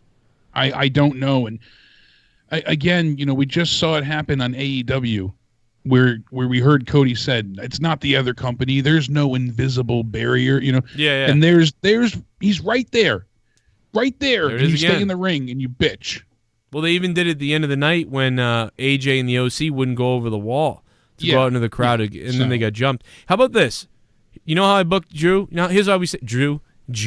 How we booked Drew McIntyre. Here's how we book him. Drew McIntyre, from this point on, doesn't lose another match. Drew McIntyre destroys people. He literally goes through a path of destruction. Right now, starting right now, Drew McIntyre beats the shit out of everybody. I'm talking about this motherfucker beats everybody. And then Drew McIntyre just destroys the fuck out of everybody. It's insane. And Brock Lesnar can't be stopped. And then he fucking faces Brock Lesnar or whatever for the title at WrestleMania. And then when he comes out, and he basically, like, Brock Lesnar's like, I've beaten everybody on the roster. I've beaten this. I've beaten that. And fucking, here comes Drew McIntyre, who's like 50-0 or something since November, or 30-0. He hasn't lost a match. 30, like, he's on a 30-match win streak, and they promote this win streak that Drew McIntyre's on. But they're keeping them completely separate. He's not talking about titles. He's not talking about anything. He's just like, I'm running roughshod through the WWE universe, like blah, blah, blah. I'm going to destroy everybody on the roster. And he's got a picture of all his victims and how many times he's beat them even. And he's just beating the shit out of everybody. And then when Lesnar's, Paul Heyman's like, we've determined that nobody's worthy to face Brock Lesnar. So if the Royal Rumble winner, wants to challenge him, whatever the fuck. And it's like, then you have Drew fucking face Lesnar when he's like fucking 40-0 or 40 in a row. Whoever wins the Rumble go against the other guy, Fiend, or whoever is the champion at that point, and you keep that story going. This way, the Rumble winner gets their match, and McIntyre don't even have him be in the Rumble. No, McIntyre won't be in the Rumble. Yeah, absolutely. Give him a high-profile match against somebody like Randy Orton. Some big victory in that sense. Fuck, bro, have it build up. And who's the IC champion? Right now, it is Nakamura. God, I forgot. Have him beat Nakamura for the IC belt at the Royal Rumble, and have Drew have the Intercontinental Championship leading into WrestleMania, and then have Drew McIntyre against Brock Lesnar, title for title, and fucking Drew McIntyre beats Brock Lesnar at WrestleMania and holds the Intercontinental Championship and the fucking goddamn WWE Championship, and Drew's raising that shit up. Or we have Drew McIntyre. Hear me out. It's crazy, but he's a champion. And Brock says you must not want it that bad. So Drew relinquishes his IC title to get a title shot against Brock. And then we get an IC ladder match also at Mania. And Brock versus Drew I take McIntyre. that too. I don't really like relinquishing usually. I don't either, but like he has to. I won't give you a title shot unless you drop that title because this is the only one that matters. Yeah. Something like that. And then we get the IC title defended at Mania too because we don't get that. You could simply often. have someone in the back say, Drew, you can't have a match against Brock because you have to defend the IC championship. There we go. And we're not going to allow you to compete twice in one night. You know, you can wait till the next pay-per-view after WrestleMania. And he goes, well, then I'm relinquishing the title because I'm going to take the big, you know. But I don't like relinquish because that makes it seem like the IC's not worth as much, which it's not, but it's like really bad. If you do it right, it's like you're moving up. And that's the point of the IC belt, is to be that stepping stone. You know, it's before you're the WWE champion, you're the IC champion. Yeah, I don't, something about that I don't like. But yeah, I can, way worse things have been done. So that's not absolutely. that bad. Or you could have, you know, Drew is in a big match with the IC belt before WrestleMania. Brock jumps over the barricade from the crowd, distracts the referee. Paul Heyman fucking does something. Paul Heyman distracts the referee out of nowhere in one of his matches. Brock Lesnar shows up from behind, low blows him in the balls or fireballs him in the face. And Drew McIntyre fucking gets a fireball in the face. And now we're going into WrestleMania with him with that one loss that Brock broke his undefeated streak. He lost the IC belt. He was already facing Brock. And I don't know. But why would he do that then? Because the belt would have been on the line. You know, so it's like weird. Like, why would that happen? So I don't like that either. But either way, the bottom line is the belt. There we go. What we're doing here, he doesn't even need the IC belt then. Fuck the IC belt. Fuck the belt. Take that off the table. But the fact of the matter is we're getting to a point where like it means something. And who doesn't want to see Brock and Drew McIntyre just beat the shit out of each other at WrestleMania and then put over goddamn Drew already and have him be a beast, and maybe he's a face then. And give him the mic, man, and be like, forget this bodyguard bully guy that he is right now. We're gonna give you the ball to be the guy, to grab the mic, and you're the NWA champion. You're fucking on NWA Power, Drew. Here's the mic. I'm gonna break bones. I'm gonna break knees. I'm gonna break elbows. I'm gonna break faces. I'm gonna break necks to keep this WWE championship. And he fucking holds the fucking thing up, and boom, he fucking spikes the fucking mic on the ground. If you want it, come and get it. It'd be fucking and crazy. At Give me that. Lesnar comes out first. And then you have a fife and drum corps come out for McIntyre's entrance. Right. And just as his theme's about to play, the lights go out, and then a single yellow light comes down, and then they give him back his old theme.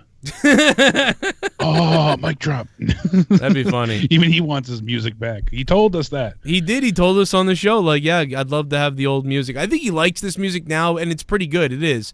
But yeah, that old music was sick. He could have something better. So good. But let me play another. So you got Rusev really quick. He it ends in a DQ, obviously, because Lashley attacks with his crutches, and that's when you start to see him and Lashley start to take each other out, and then Randy Orton appears out of nowhere, hits the RKO.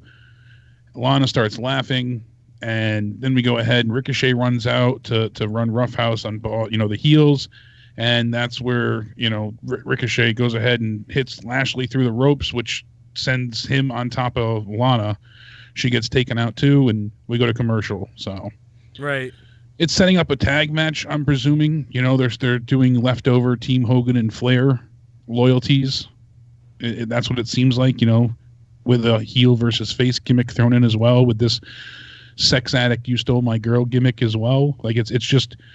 It's sad when you think about the fact that TNA handled him better as far as McIntyre goes, but whatever. Disappointing nonetheless. Just a shit angle that shouldn't be happening. I was just typing something. Hold on. Yeah, so I was just typing to Dave Lagana, just like that scumbag guy who tweeted out. Did you see that guy who tweeted out, like, I bought 50 NWA tickets and it was shit or something like that? What did he tweet? It was something like that. Did you see that? I did not, unfortunately, but I'm sure it was something ridiculous. No, I sent something to Dave Lagana, like, that someone sent about me, and I'm like, yeah, this is what everybody deals with. This is all just bullshit. I forget what he tweeted, but it was something to do with, like, somebody lied, just tweeted out, like, fake screenshots of tickets and stuff. Like, we bought, like, fucking 50 tickets and, it was shit or whatever the hell. It was just, like, somebody, like, weirdly slandering, disparaging NWA. And then Dave was like, yeah, we never sold more than 6 tickets to anybody. So nobody bought more than 6 tickets for the event, number one. So that's all bullshit. But the guy was tweeting it out all over the place, just stupid shit. It's like, what are people doing? What a friggin' moron. First of all, that's he slandered, like, in writing, slandered. Like, him, like, it's slander in writing. Like, it's not even... Yeah. But because you didn't go, you lied about it. You thought maybe it would hurt people. You know, I don't know. It's just weird. It's stupid. He knows it's dumb anyway, but he retweeted about it to correct it, which was good because he needs to stick up for his business when someone's dumb. Problem is now every other idiot in the world is going to do something for attention, you know, now because they're going to be like, oh, you know, I went to NWA and Nick Aldis tried to touch my ass, you know, like it's. I mean, where is that? People are just going to fucking say shit because this is the world that we're enabling. Everybody's enabling this shit. Dude, I wouldn't be surprised if there were people writing like, I went to NWA Power and, you know, James Storm tried to finger bang me. Like, it's like, it's like, what are people talking about? But it doesn't matter because then it gets out there and people are like, I'm not surprised. Like, what? Like, but people just make shit up. That's what we've all enabled, like this victimhood culture of everybody crying about all this bullshit and anybody can go on and say stuff. So it just becomes insane. Not that whatever. I mean, without all of this stuff, I wouldn't be able to have a voice either. But, you know, I don't know, man. People like Ryback are worried about things I say. Yeah, like, really. Jesus, you should see some of this shit. You should see what some of the other people are saying. Chaotic One from Twitter was there tonight in person. He went ahead and he sent us the video he took of what happened for the dark match main event after Raw went off the air. It was Seth Rollins taking on The Fiend, Bray Wyatt, for the Universal Championship. It wasn't a steel cage. And believe it or not, Wyatt retained now. So we got a bit of a flip from the previous match. But it's so hard. He sent us, you know, obviously live footage from the arena with his cell phone. I mean, it was filmed in 4K from his phone. My God, is it hard to see in person? You know, we said on the TV it's difficult to see with the red light. They still have that awful red light during the cage match. He's there live. He's got a good seat. I mean, he's in like the second level. He's zoomed in some, and it is so difficult to make out Seth and other people at times because of that red light. When you're there, you almost want a refund just because of that. That's why the crowd was chanting refund, because they have no idea what the hell's going on. They just heard the bell ring. Yeah. It's really bad. But the way the stage is set up and everything, and the cage being around the ring, it's one of the makeshift cages, too, that they throw together quick. It wasn't lowered. Right. It seemed, it just, I don't know. It looked just brutal to make out and see what the hell's going on. I mean, dude, listen, can you imagine anybody who's older with eye problems? I mean, dude, I'm 35 years old. I'm not going to be, well, actually, I've got good vision, but I've got bad hearing, but okay, I've got good vision. But imagine somebody with bad vision who's like 40 or whatever. Like, nobody my can vision see this sucks. shit. I close my eyes and my eyes cross, Christ's sakes, you know? This shit is ridiculous. Leah would never can't see it. Make out what's going on in the ring. And, you know, he's got a steady hand. I can see what he's filming, and it's so just, I mean, you can make it out, but it looks more like blurs than anything else he sent us throughout the night. I mean, it's worse on video. It is worse on video, but... Yes, granted, but even there, people, himself included, saying that it was difficult to make out and see what was happening. And we got the same multiple curb stomps. Seth almost escapes. Right. And then the Fiend retain, you know, with the mandible, so... It's funny that it is the reverse of where they were going. Sister Abigail, excuse me. Yeah, he keeps using that mandible claw to set up the Sister Abigail. Super chat. Adam Cole is 205 live certified. He Thumbs is, man. up, medium dark skin tone. Thumbs up, medium dark skin tone. Smirking face. He'd probably make it. He'd make it. He was listed at 210 though, but I'm sure they could just say 205. Chat party. Joe, what would you have done if Brock F5D Vic? Face with tears of joy. I probably would have been angry because I would have said, God damn it, it could have been me taking that bump the right way. It just shows you that Vic can't take that type of thing. Can you imagine if Vic could have taken an F5? How hilarious it would be. I mean, if I was the announcer, if WWE had hired me instead of Vic Joseph, I could have taken that through the table. It would have looked hilarious. Imagine if Brock Lesnar F5'd my 5'10" ass through that table in a fucking suit. People would it would look horrific and awesome. But, you know, Dio Madden had to step up. But I liked that, NK. I liked that Dio Madden stepped in. It was believable. You know, you wouldn't sit there at 7 feet tall or 6'7" or whatever Dio Madden is, and listen to this guy berate Jerry Lawler about his heart attack. So Super chat. perfectly done Party. as far as I'm concerned. Don't forget Sasha ended Paige's career. Ray killed a guy. Lana broke Lashley's hug and Spaz. Phoenix content is now available on Spotify and Anchor. Spaz, baby. Hell yeah. I don't know what you're doing for content, but it's on Spotify. That's good. Got to be He on does there. a lot of NXT reviews mostly. Like that's a main staple. Okay, I got to listen to him more. I got to. You can Good find shit over there. You can find Joe Cronin Show on Spotify, but you can also find Spaz Phoenix on Spotify now too. Yeah, man. I mean, it was going back to the Bobby Lashley shit. That was just full on cringe again. You know, Rusev was like, you know, everybody wants to end this or whatever the fuck. I can't even do his accent now. But everybody, you know, everybody wants to end this, and everybody went, yeah, like that was like one of the. Everybody wants this to be done and over with. One of the loudest cheers of the night was him saying they were going to end this crap. It did work out. Most of the Survivor Series matches that we're getting we have gotten on NXT takeovers, and I just realized that AJ Styles has faced everybody in NXT and on the main roster just about. Most of the Survivor Series matches WWE we've gotten. Yeah, I mean, I guess so. 27 Freddie Mitchell, thank you, man. And that's why, like, I just don't enjoy them. Like, you know, it's like, I'm not into it that much. I'm sick of the SmackDowns versus Raw. At least it's different with NXT. That's the difference this year. Here comes Y Society.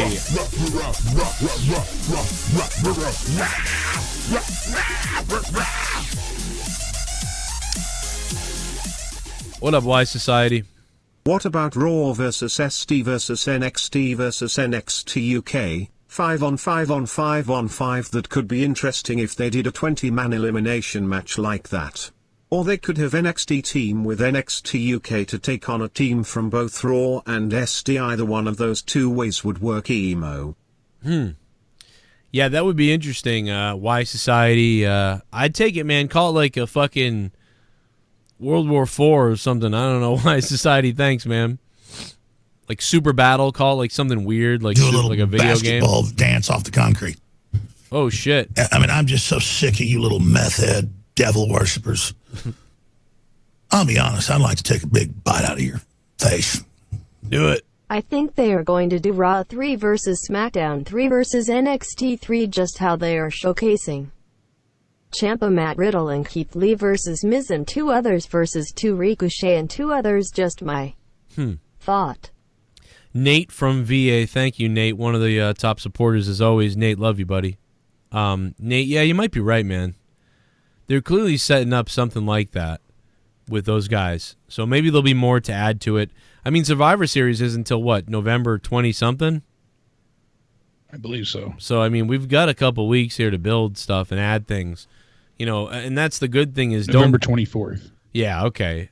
Yeah, so the worst is when they just spill their guts right away and we got to deal with 4 weeks of build. Chat party. Gray Fox. Love you, Jake. Rub your nips for me. Ooh, baby. Ooh, there we go. Yeah, that's what you want. Yeah. Yeah. Dirty boy. Well, we got it.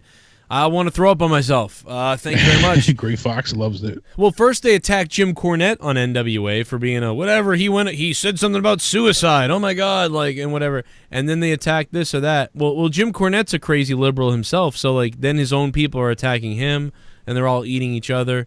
It's just weird, man. Like, they attack Jim Cornette, then they make stuff up about the. It's like people are just leave NWA alone. If you don't like NWA, good for you. Don't watch it, you fucking idiot. It's on fucking YouTube. Like, it's a little fucking company trying to fucking do something cool. If you don't like it, don't watch it. It's real simple. You definitely don't have to watch it.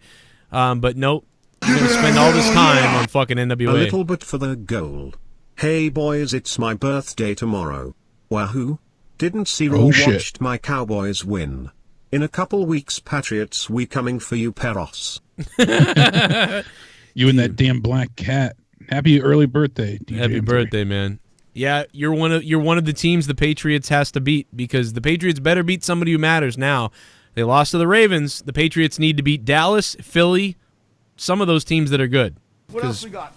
Oh, doesn't matter if we beat Miami again. Want some bubbly? Look at this stuff. Oh, a little bit of the bubbly. That's it. Joe, you're the real Slim Shady. Now I wanna fuck your face while I lick Hillary's poopy scrotum. Oh. Tommy Riri 210 donated that. Jesus. You want some of the bubbly? I might just pull out the bubbly tonight because of you, Tommy Riri. That's fucked up. Tommy Riri? What the fuck, Jake? Yeah. What is this? What? I mean, Here we go. We're going to catch up. This is the last one. $9 for a fuck. Someone donated 9. I'm getting hard. I got 9 inches inside of your wife. $9. I'm shooting my semen to the ceiling. I'm coming and my balls have turned blue. $9. Suck my dick. I swear Joe Raw makes me dumber every Monday. He'll never understand why Vince can't just get it right. And poor Street Profits, I can't stand the repetitive sayings. Just kill me now. P.S. Fuck Seth. Oh, man, going after Seth there. Kal-El Bama. Kal-El Bama. He's an OG. Kal-El Bama, thank you for the nueve, man. Fucking $9. Fucking for a fuck. Someone donated 9. I'm getting hard. I'm sorry. But okay, Jake, let's finish this off. We never got through everything. And we hit the goal tonight. Thank you guys. You're fucking awesome. Badasses. And top donator was Triple M. He was tied with somebody else, but we give it to the top guy until it gets beaten. So we got through all the bullshit with Bobby Lashley that no one cares about. Bobby. Then we get Shayna Baszler interrupting the interview. She asks Caruso to move and takes her seat, and she goes right after Becky saying I trained with Ronda. That part was a little lame because it was like, all right, come on. But anyway. She says, I want to make something very clear. Even though I trained with Ronda, I'm not Ronda. I'm not going to take my eyes off of Bayley, but I'm going to, pin you or make you tap out. And the only thing you have to think of is which one of your limbs is going to belong to me. So pretty straight to the point. She says it with a serious face. Seems intimidating. Becky always has that smirk on her that you can't quite take serious. It was a good segment, but I was a little bit harder on Becky than I was Baszler. Right. Still good. They're doing well selling here. Unfortunately, they really, yet again, they always have to make someone the afterthought, and that's Bayley. So let it be known that she'll obviously be the one taking the pin. It's like, oh, Bayley's in there too. Who's in the Really? match? Oh, Wait, yeah. who's in the match? It's Bayley, Becky and Baszler. Oh, yeah, okay. See you The later, three Bayley. Bs. See you later, Bayley. Yeah, Bayley, Baszler will make Bayley tap and Becky will lose, but she won't lose straight up, so that'll lead to them facing off at Mania. That's my guess. Wow. Yeah, probably could be right, yeah. Yeah. So then we They set up a little bit of Ronda issue, too, and she was like, yeah, I know Ronda, but fuck her, I'm better. Yeah. That was a little weird. I like that, though. Yeah, so She's there goes full of herself. There goes little where's Matt the Misfits 4 Horsemen fucking whatever the fuck. I feel like they scrapped that. I mean, they put Evolution, in the wayside as well. Obviously, they thought about it, they canceled it, they thought about it again, then they got rid of it once more. Now it's in the retired pay-per-view section on the WWE website. But the only reason they had Evolution wasn't solely to tout the women. It was because the women got their own show due to the fact that they couldn't go to Saudi the first time. And when they went again, the women were like, hey, this kind of sucks because we're not even on TV at all because you're so focused on Crown Jewel. So they gave the women their own pay-per-view. Yeah, it's kind of messed up. It's not that it needed took that. now because they got the women to wrestle at Saudi. That's their mindset. It was pretty fun too, man. Like it was a good, pretty decent show. That was my favorite show last year. I so wanted to see that return. Yeah, they really, they hit a home run with that. It was surprising, man. I gotta say, it was surprising, especially with some of the additions they've had to the women so far. With NXT, I think they really could have pulled off something special again. Yeah, no, absolutely. It's interesting to see those. And again, it's different stuff. That's why it's interesting because it ain't the normal week to week. 929's on the phone. Hello. Hey, what's up, Joe? What's up, man? Hey, this is my first time calling, man. I was watching Raw while I was working, and yeah, the whole time I was thinking was, what are they going to do for War Games? Like, I know War Games is based on the War Games match, but like, what are they going to do? Like, every title match is going to be predictable because it's going to be champion versus champion for Survivor Series. So, what do you think they're going to do?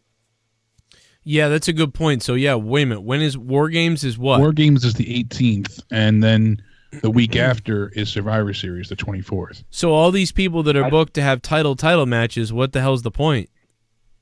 Exactly. That's the thing right now. I don't see, it will be predictable, but what they're going with mostly is just the teaming of the War Games. It's the match. War Games. It's not. So you have women's War Games, which is Shayna Baszler and, Shafir, Jessamine Duke, Io Shirai, Bianca Belair, and then they're going to take on Ripley, LeRae. So the champions will be in a match where the championship isn't even on the line. And then they're doing the men's War Games, Undisputed Era versus Tommaso Ciampa, Matt Riddle, Keith Lee, and so on. Right. And then you got Finn and Johnny, and then you got Pete Dunne and Tyler Bate taking on Damian Priest and Killian Dane. So again, no titles. Well, Undisputed Era has 3 of the titles, and they're all involved in the men's War Games match. Yeah. So really all you could have is the women's, and the women's is obviously involved in the women's War Games, so there's no title matches going on. So it works in that sense.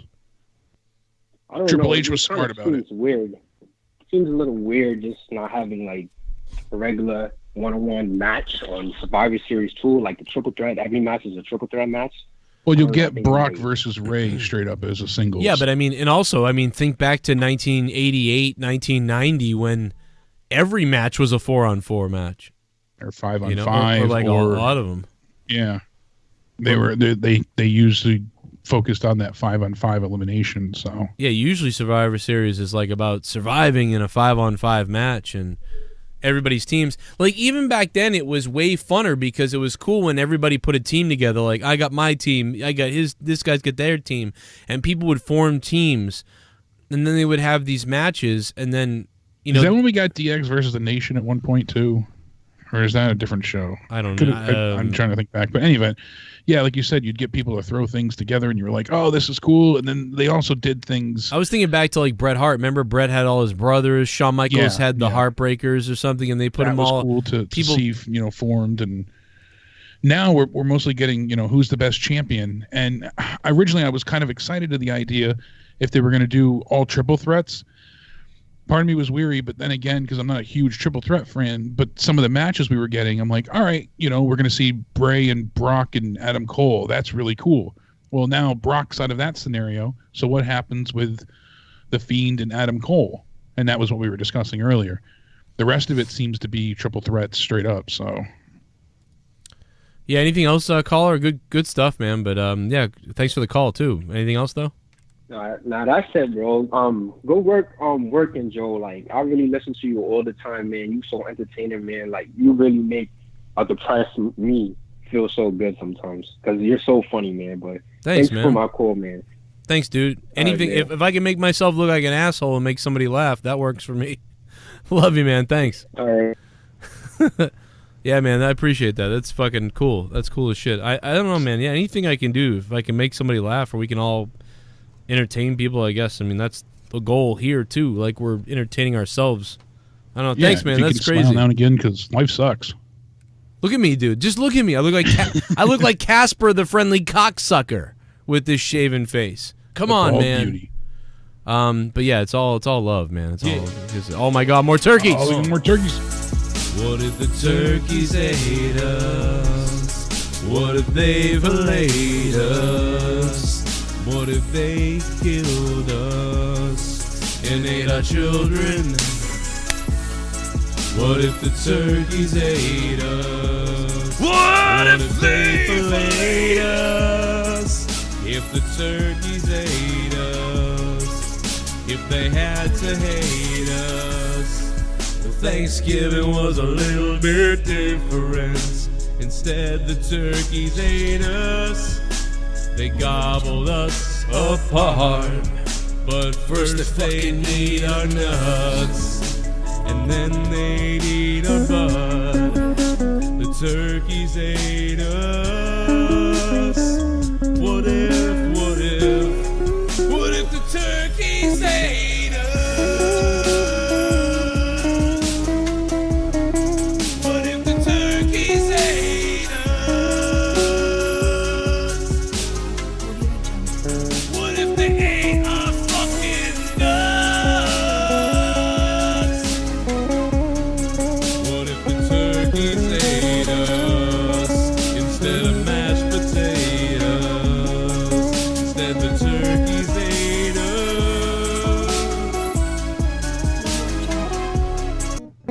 What if the turkeys ate Vince?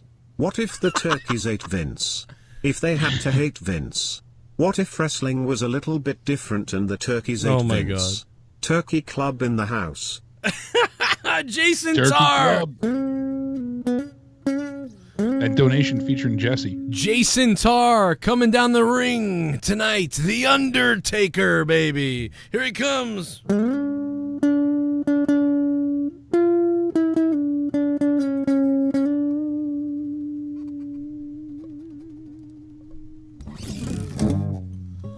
Jim Johnson, go to hell. No, I'm just kidding. I love Jim Johnson. your heart out. Thank you, man. Jason fucking Tar, man. What's up, Tar? You are a dirty beast without a doubt, Jason Tar. No doubt about motherfucker. And now, about to come down the aisle, Y Society.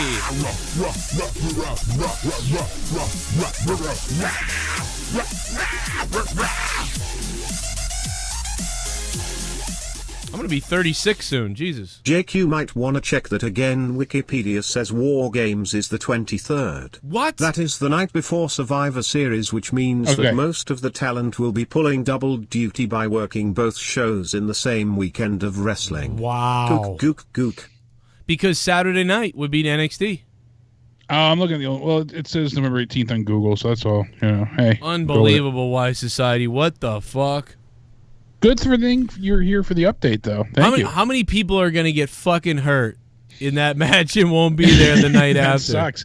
Yeah, it is the night before on Wikipedia. It's November 23rd, 2019. Hey, I Google things quickly, but I appreciate you checking the date for me. Thank you. Yeah, I mean, that's why really we got a badass chat to always, keep us thank in God mind. he's the only one that told us. Like, we're going to sit here like, oh, yeah, it's fucking whatever. I appreciate it. 508's coming in here. Let me get 508 real quick. Hello. Hey, what's up? Joe Cronin, it's Neon Wicked again. What's up, bro? The Worcester man.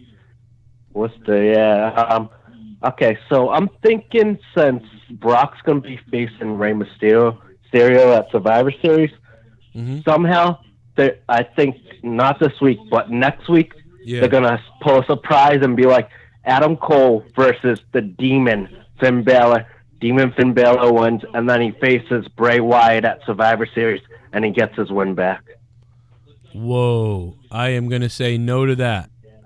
That would be very, very, Yeah. very fucking cool, but they're not But going to feed Adam Cole to anybody at this point. Oh, my God. Wanda's scaring the shit out of me. Triple H is leading NXT. Who you think will lead Raw and SmackDown? Nobody. Does that mean we will have Shane back already after being fired less than a month ago and Stephanie leading Raw going against Triple H? And where the hell has Kevin Owens been? It sounds like to me, he'll probably show up during this. Robert Heller, thanks for the 888, man. I think Seth is going to just kind of take over as the Raw guy. I mean, Seth will be the leader on Raw, and I think they're pinning Roman as the leader on SmackDown. So there you go. You'll and there won't be like, you know what I mean, a corporate person, which is weird, but feels like that because either way they're doing a good job of keeping that off because it's the worst when like Stephanie comes out to be like, guys, we have to that. Like everybody just hates that. Like or Shane is like, come on, SmackDown, everybody put your hands in, like that type of thing. Like nobody, like that sucks. So, I'm glad that that's not happening right now, and I hope that stays this way. And it's kind of dumb that they're not. It makes no sense. Why wouldn't they be interested? Where's Vince? Wouldn't Vince want to, you would think, care about like SmackDown and Raw over NXT? Whatever. But maybe I could see Vince coming out and be like, a lot of people expect me to pick the side of Raw, pick the side of SmackDown. Hell, it's all WWE to me, so it's all going to be a good time. But then it's like, then that diminishes the whole thing. So just, they all stay away. And you get Seth being like, I'm in charge of Raw. I don't know. I couldn't give a fuck about any of this. I don't know why we just lost Jake DeMarco, but Skype just crashed or something. Skype is down. Hopefully it was just Skype that went down. That was it. But, Jay, I lost connection with Jake DeMarco. Rob Heller, thank you for the 888 donation, though, man. I appreciate that. We got to Buddy Murphy won that match earlier that didn't matter worth a shit. We talked about that. Again, Rusev versus Drew McIntyre. Rusev wins by DQ. Just another I just think it's such a waste of Drew McIntyre. Then the Street Profits came out, and boy, did they cut one of the weirdest fucking promos.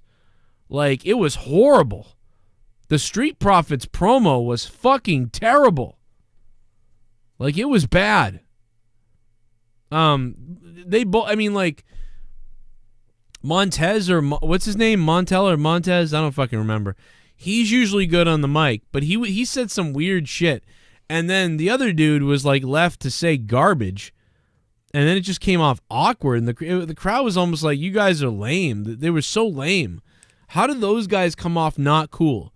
That's what I want to know. How did the Street Profits come off not cool? Because they did. They came off tonight not cool on the mic, and it was very bizarre. Montez Ford, there you go. Montez came off bizarre. What was he saying? I mean, I didn't write it down, so I don't know what they said, and I'd like to play it, but WWE would probably hit me with something if I played the sound too long. I could play a little clip, but I want to hear the whole thing, and it was real weird. And I really like them, too, and it's like, I like this. I want to like the Street Profits. And there they are, WWE. I don't know if it was them or they were told to say this shit, but whatever they said, it was fucking terrible. It was really bad. Street Profits on the mic are better than Private Party, but you know, Private Party would probably outshine in a wrestling match. So that comparison I get in the chat, but I just don't know what the hell they were going for at that point.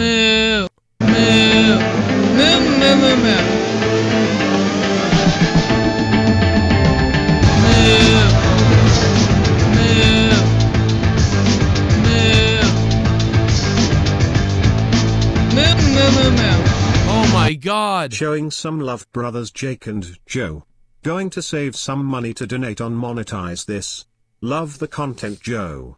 Need to listen to Last Corrupted. Oh, yes. Please, yes, definitely listen to Corrupted from the other night. It was really pretty good. And there was a funny line at the very end of it, too, when we were fucking around. Jason Tarr, man. Holy shit. Jason Tarr. Yeah, with the Moo Cow. And my wife. $35 Moo Cow donation with Leah. Jason Tarr, holy shit, bro. Always a top guy, but yeah, I mean, Leah could use some help on Monetize This. I need some help. JB's won the last 2 weeks on Monetize This. What the fuck's up with that? Goddamn JB winning both weeks. Jason Tarr now has control of the digital JCS championship with the largest donation of the stream, and we're turning that bell green for you, Jason Tarr. We're turning that bell green for you, bro. Look at that. Look at that sexy belt. All for Jason Tarr, man. Appreciate that big time, man. Thank you very much for that support. That's insane, man. What a drop. As we try to get Jake DeMarco back here. I don't know what happened. His Skype crashed, he said, or something. Moz Blaze, I'm going to add you on Skype, man. My bad. I just added you, bro. Why Society now chiming in? Everybody's coming to play tonight. Whoa.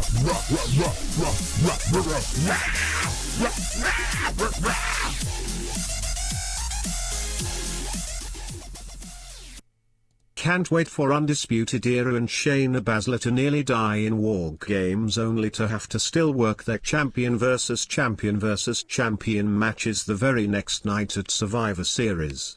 Hopefully they don't lose 2 nights in a row or at all, TBH here. Holy shit. Yeah, I mean, you know, you got to look at it. You know, people are going to lose. You know, somebody's going to lose in these matches, obviously. But again, Bayley's going to be third wheel, and she just had this whole, you know, put this whole heel turn and everything. And, I mean, maybe Bayley will get the cover. Maybe Becky will hit, like, a big move on Baszler, you know, but nah, they wouldn't do that. They won't let Baszler get pinned. You can't have Becky or Baszler get pinned. But if you have Bayley get pinned, it's like, what the fuck is the point in this? Like, to do that is so ridiculous to me. But yeah, Street Profits, the OC wins. But again, that promo, yikes. Jake, what did you think about that OC promo? I mean, Mechanical Street failure. Profits. Sorry. Piss. The OC promo was well. First, like as you had mentioned, Street Profits. They try and pull off this just rough promo. It didn't sound good. The crowd didn't care. Like you said, it was awkward. Montez is usually pretty decent, but he just had Dawkins keep pointing out the fact that, oh, look, we won. Oh, look, we won. And he said something really cringy at the beginning. I wish I could remember it. In fact, I'm going to find out because I need to find out. Yeah, because they're like, oh, they're officially the best tag team in the world. Yeah. Obviously, they won in Saudi. Like, that's the whole point. And they're like, well, we weren't in the match. That's why. And don't forget, we beat them 2 weeks ago, but you can't say that. So Dawkins says it a bunch of times. Oh, we beat them. We beat them 2 weeks ago. And it's just like, yeah, we know this. What's your point? It's it's just not relevant. It was almost like they forgot their lines or something. So then they were just like, all right, just wing it. I totally forgot. Essentially, that's how it felt. And then, of course, they have, Humberto Carrillo. With oh, them. God. That's what it was. He fucking sucks. And then he sucked ass. There's no nice way to say this. He's the Vic Joseph of that team, that's for sure. It just stands out like a sore thumb. When he's introduced, you get this, long drawn out Humberto, and it sounds like Alberto Del Rio. Yes, that's all I can think it reminds them of. And worse than that, I mean, he's a very good wrestler. Very good wrestler. No doubt about it. Humberto has talent in the ring. But he has no charisma at all. He comes across as just a wet blanket, The crowd treats him like a called it Strong Island, Jake. We see you guys there with your little WWE World Cup trophy. Oh, you guys are officially the best tag team in the world.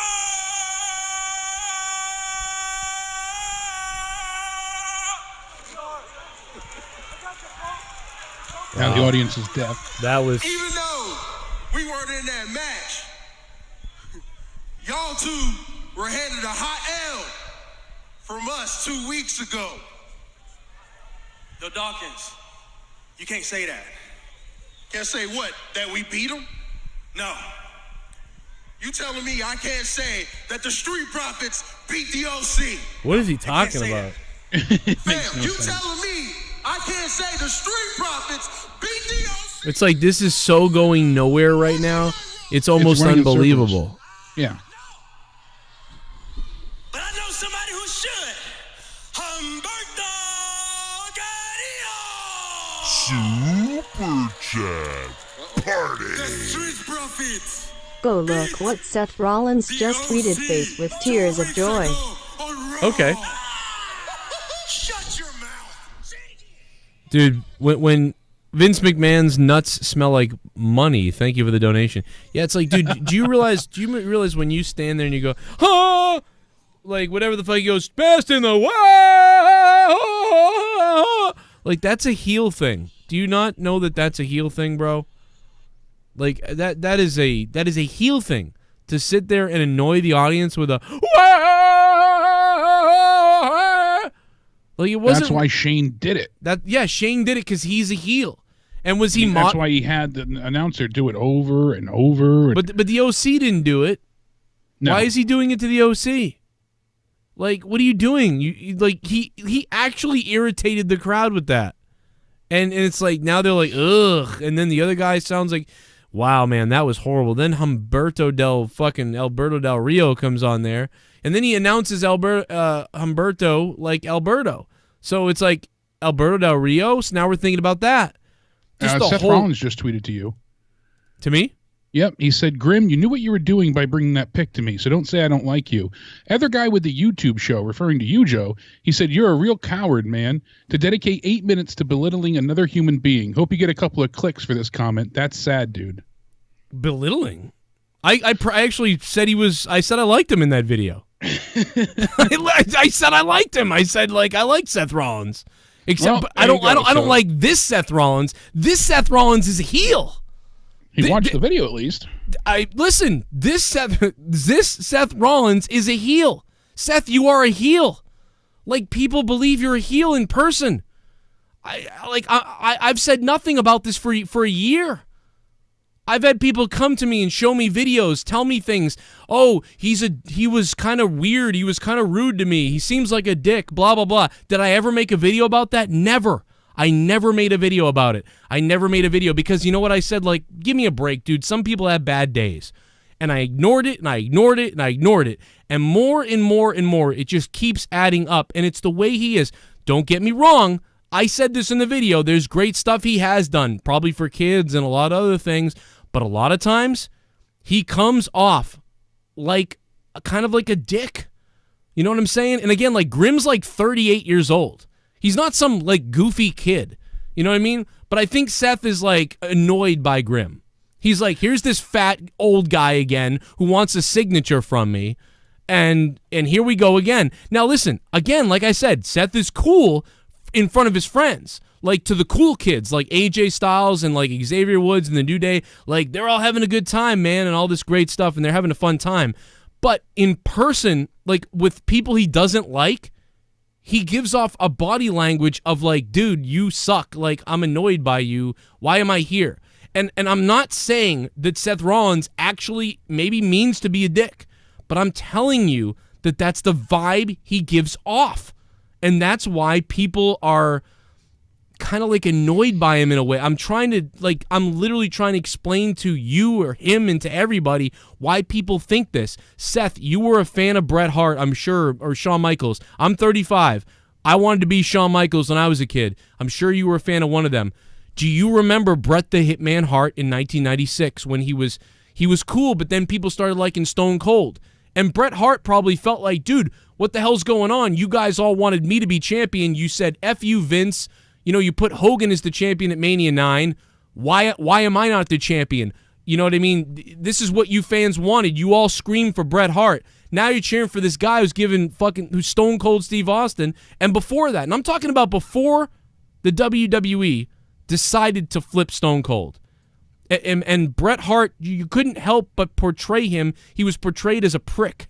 He came off that way. I'm telling Seth that although he may not really be a prick in real life, Seth Rollins, the real guy, Colby, the real man, may not be a prick in real life, but he comes off that way.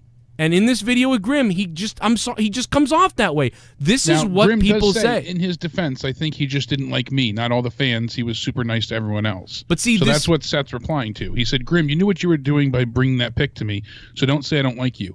But what did he bring to him? It was a picture that Seth was signing for everybody of the headshot. Right. And all he wrote on it was Yowie Wowie and The Fiend, right? Right.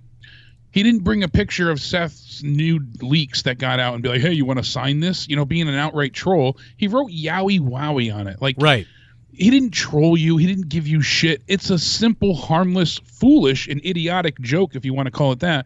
But it was a simple little like, ha-ha, you know, like, oh, somebody grabbed it and wrote The Fiend's signature on it, not yours. Oh, he wasn't being rude. He wasn't being mean. He wasn't being...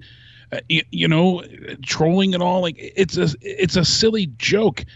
There's no hate delved from that whatsoever. And then once Grimm's like, oh, this is uncomfortable, he even tries to compliment him and say outright, oh, you'll get the belt back. Well, no, it's on SmackDown. Well, then you can win the WWE Championship. Oh, from Brock. Isn't that just great? Amazing.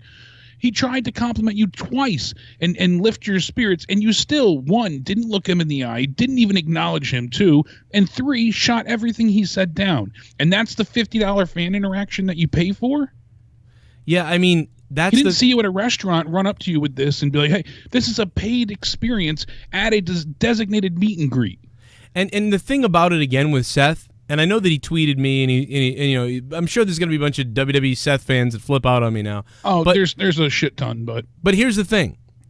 Seth, I said in the video that I like Seth, and I fucking did. Go watch the video. I said I like him. But look at this, and it's not belittling. We're not belittling Seth. We're saying that he seems like he is above other people. Now, this is not out of nowhere. I want to explain that again. This is not out of nowhere. And this is not me trying to belittle him. And I'm not worried about what Seth says or that he tweeted me or that people might attack me or whatever the case is. I'm not worried about that. I'm not backtracking on the thing. I'm just saying to you that this has been going on for a long time, and I've never really covered it. I've never said anything. Oh, Seth did this to me. Seth did this. Whatever. I don't care. People do that to me. Joe Cronin's a scumbag. I don't even know that guy. Who said that? You know what I mean? It happens all the time. People lie for fame or lie to get attention or whatever. I ignore it. So when people say stuff about Seth, I pretty much ignore it. I never make hit videos on Seth. But Fade to Black says, the guy with the video said he liked you, just not this version. Did you actually watch the video? And Seth said, I did. All 8 minutes where he repeatedly called me a piece of a shit and a prick. He comes off like a piece of shit prick. He isn't really a piece of shit prick, potentially. He just comes off that way. That's what I'm saying about Seth. That's what I think I tried to convey in the video, which I guess could be convoluted and which could be a little confusing to Seth because he took the negatives only, which I can understand if he took the negatives and you know what I mean? Hey, you know what, Seth? Guess what? The WWE hired Vic Joseph over me, so you don't have to worry. I'm never coming there. But the bottom line is I mean what I'm saying, that there's something going on. And I appreciate that he saw the video and that he watched the whole thing. In the end, I'm just some dickhead on YouTube. You know, in the end. He's in the WWE, I'm some dickhead on YouTube. This is how he comes across to people, though. And I'm telling you, this is not the first time, Seth. If you're somehow watching this video now, this is not the first time. I'm not saying that you have to be anyway, or that I know what it's like to be like you, to have so many people coming up to me and scraping at me and pictures and all this shit. Like, but people think that this is what Roman you're had like. the same, but he never tweeted face with tears of joy jealous. Yeah, Roman, that's right. Roman never did this. But at the same time, I don't care if Roman never did it, because Roman is like a statue. At least Seth has a soul. At least Seth Rollins shows some kind of fucking like humanity or whatever, and attacks people back or says something, you know. So even though it looks bad, what he's doing is very heel-like. Everything he does is heel, attacking Will Ospreay, you know, the fights with Kenny Omega, although Kenny actually started those, to be honest. He said the first shit. Seth Rollins talked back to him. But what I like about Seth is he does snap back at people. You know, Roman just never really said anything. He just kind of ignored people. He was like a, you know, sort of a John Cena. You can never get a hold of him. You know, Seth does respond, which works to his advantage and to his disadvantage with criticism like this. Now he's engaging people.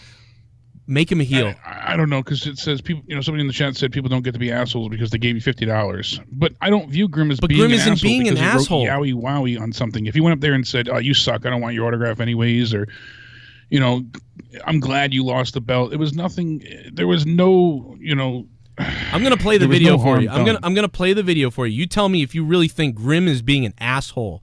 Now, Grim wrote "yowie wowie" on Seth Rollins' photo. And he gives it to Seth and goes, I don't know, look, someone disfigured it, Seth, you know, whatever. And Seth's like, oh, I get it. Some guy in a mask. He's trying to say that the Fiend wrote it on there. That was the point of the joke. Right. I'm just going to play it for the people that haven't seen it. This is the context. He wrote Yowie Wowie or whatever on this photo. Yes, I'm sure, Grim can be, like, annoying. He's this toy figure guy on YouTube. He has a wrestling channel. But he's got 1 million subs. Seth knows this. Why wouldn't he be like, what's up, Grim's Toy Show? What's up to the fucking whatever the fuck? Why is he like, ugh, like fucking ugh? Love the show, been watching since 2011, big fan. Thank you, Vince McMahon's nuts smell like money. 2011. I didn't have this channel in 2011, but I did have my other channel in 2011. But again, man, like I pushed for Seth Rollins like back when he was in NXT. I loved the shit out of the guy. Even to this day, he's like one of the best wrestlers in the world. Problem is his personality and the way he's portrayed on TV. That's why we were hopeful that he was being. He was a good heel. heel. He was a good heel. But if you look at what Roman received as far as the opposite of adulation constantly, I mean, Right. he was belittled incessantly, outright attacked, and in effigy burned many times by wrestling fans by destroying his merch, and you know, like he received so much hate. Seth at least has support and some supporters still. Roman didn't get that. Well, I'm sorry to Seth if he feels like it came off as belittling. I mean, to me, it's a rant on a situation, and you don't expect the guy to actually watch your video anyway, but it wasn't a belittling of him. How can I belittle Seth? I'm sitting in a fucking basement as an independent wrestling commentator who does commentary at bingo halls, who the WWE chose Vic Joseph over me, and so many other things over me in the past. Like the person that replied How can to I him belittle anybody? I'm fucking on YouTube. You know what I mean? And I'm not belittling him. I'm stating what looks like to me that he just doesn't like people. That's how I feel. You get people commenting, "You're a piece of shit, Rollins. You couldn't beat Adam Cole tonight. You're a trash wrestler, a clown, all this stuff." That's that's the stuff. But this is, no one. You never said he's a piece of shit. It's criticism. I don't know. But I mean, like, I would never want to belittle someone. Do I want to rant on somebody or something? Yeah.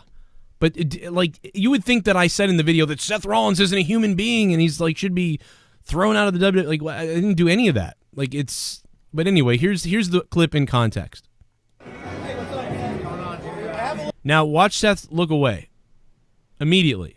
He looks away like, fucking, here we go with this Grim fucking guy. He's always here. I guarantee you that Seth, listen, this may be completely bullshit and not true, but I get the vibe that Seth goes in the back and goes, that fucking idiot toy guy again with his fucking, that's what this looks like. I'm sorry. I'm just telling you what it looks like, Seth. Like, I know you're not a bad guy, but it looks like this. You look like kind of like the high school jock who's like, yeah, whatever, the fucking retards here again, like type of thing, and this is Grim.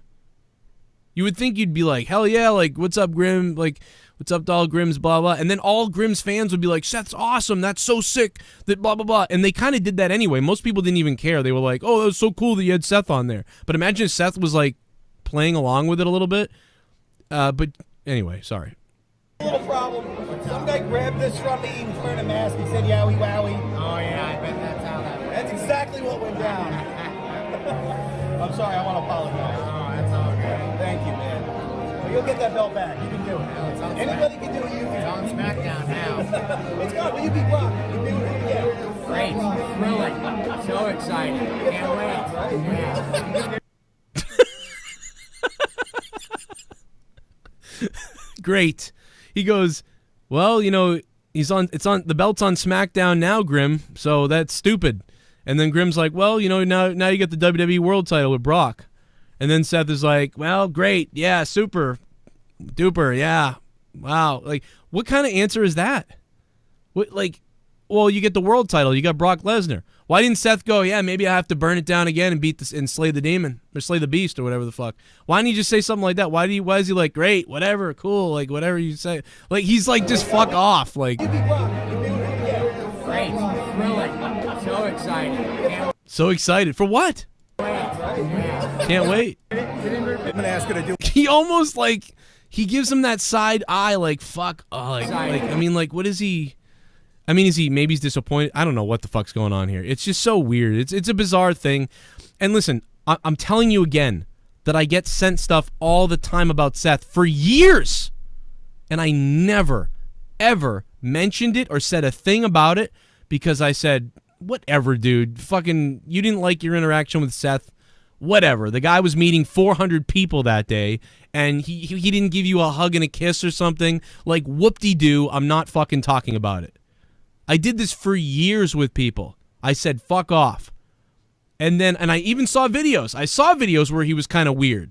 And we've seen interactions with him where he's weird. And I'm like, whatever. Just the guy's that way, whatever. But now that he's so at the forefront of everything, and people are booing him, and all these things are going on, and then I see this video uploaded by Grim earlier, and somebody goes, Joe, did you see Seth interacting with Grim? He looks like he wants to kill Grim. And I watched it, and I went, wow. That sums this like up right now. I don't know what's up with wrestling nowadays. The one thing I will agree with Seth Rollins on this. What is going on nowadays? Like in the company, the writing, the scripting, the videos, the camera angles, the WWE angles themselves, the fan interactions, the fan complaints. What the amount of people watching, the numbers, the attendance, like, I mean, there is no doubt about it that we are in a weird world right now as far as wrestling goes. And there's a lot of reasons. Well, this comes after too with the interaction after excuse me, Crown Jewel, with him screaming at the guy that had the sign that said Seth Rollins is not cool. Yes, right. He was mad at that guy in the crowd. Yeah, that guy was going to call in. Unfortunately, had some personal issues that night, but I spoke to him directly, and Seth was in kayfabe, acting injured, walking out of Crown. I keep saying Crown Jewel. Jesus, before that, Hell in a Cell. Sorry, and then all of a sudden stops to berate the guy with the sign who's yelling at him.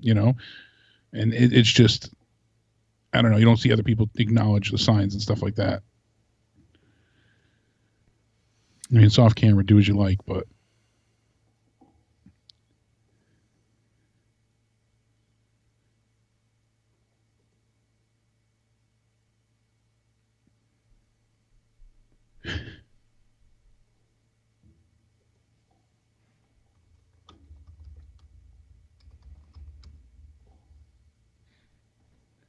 Unfortunately, can't hear the sound. I don't know if you're playing stuff or not. Well, I'm not playing anything. I'm just tweeting Seth. Oh, okay. I had to write something. I had to write something back. I had to write something back. He fucking said I belittled him. I'm like, the stream, so. I mean, Unfortunately, my internet crashed and Skype went down. So since then, I haven't been able to hear the sounds. But yeah. I didn't want to. Everybody just had a chance to look at my beautiful face. So yeah, I don't know. It's hard to deal with any type of negativity. Somebody said it was nice to meet Seth, and they sent a picture of him like way back when, like probably when he was like happy. Yeah, that's a very old photo. Yeah, I was like, yeah, no shit, that was back before like. Well, they said that miserable. When he was whatever it was, champion. I mean, listen, like it doesn't like Grimm's interaction doesn't take like your good interaction with Seth Rollins doesn't like delete this interaction with Grimm, and this interaction with Grimm and any other negative interaction with a fan out there doesn't delete everyone's great interactions with Seth. Party. Well, Joe, you be in Seth promo next week, lol.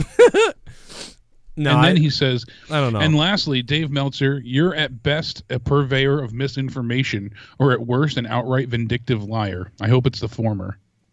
God damn. So he is genuinely pissed tonight. Seth is not in the mood. I feel bad, man. I mean, I feel bad that the guy's really mad about this. Like, to be honest, like, dude, I am. I almost wish he didn't see it. Because, like, I could explain to him, he probably doesn't give a shit. He probably thinks, especially after I just shaved my face, that some fat baby guy on YouTube is talking shit. That's all he thinks. I would love to explain it to him further, like to explain whatever. That probably won't happen. But, and again, it's not this big attack. You know what I mean? You are literally on the top of the wrestling world. You know, all the response had to be was, I wasn't trying to be like that.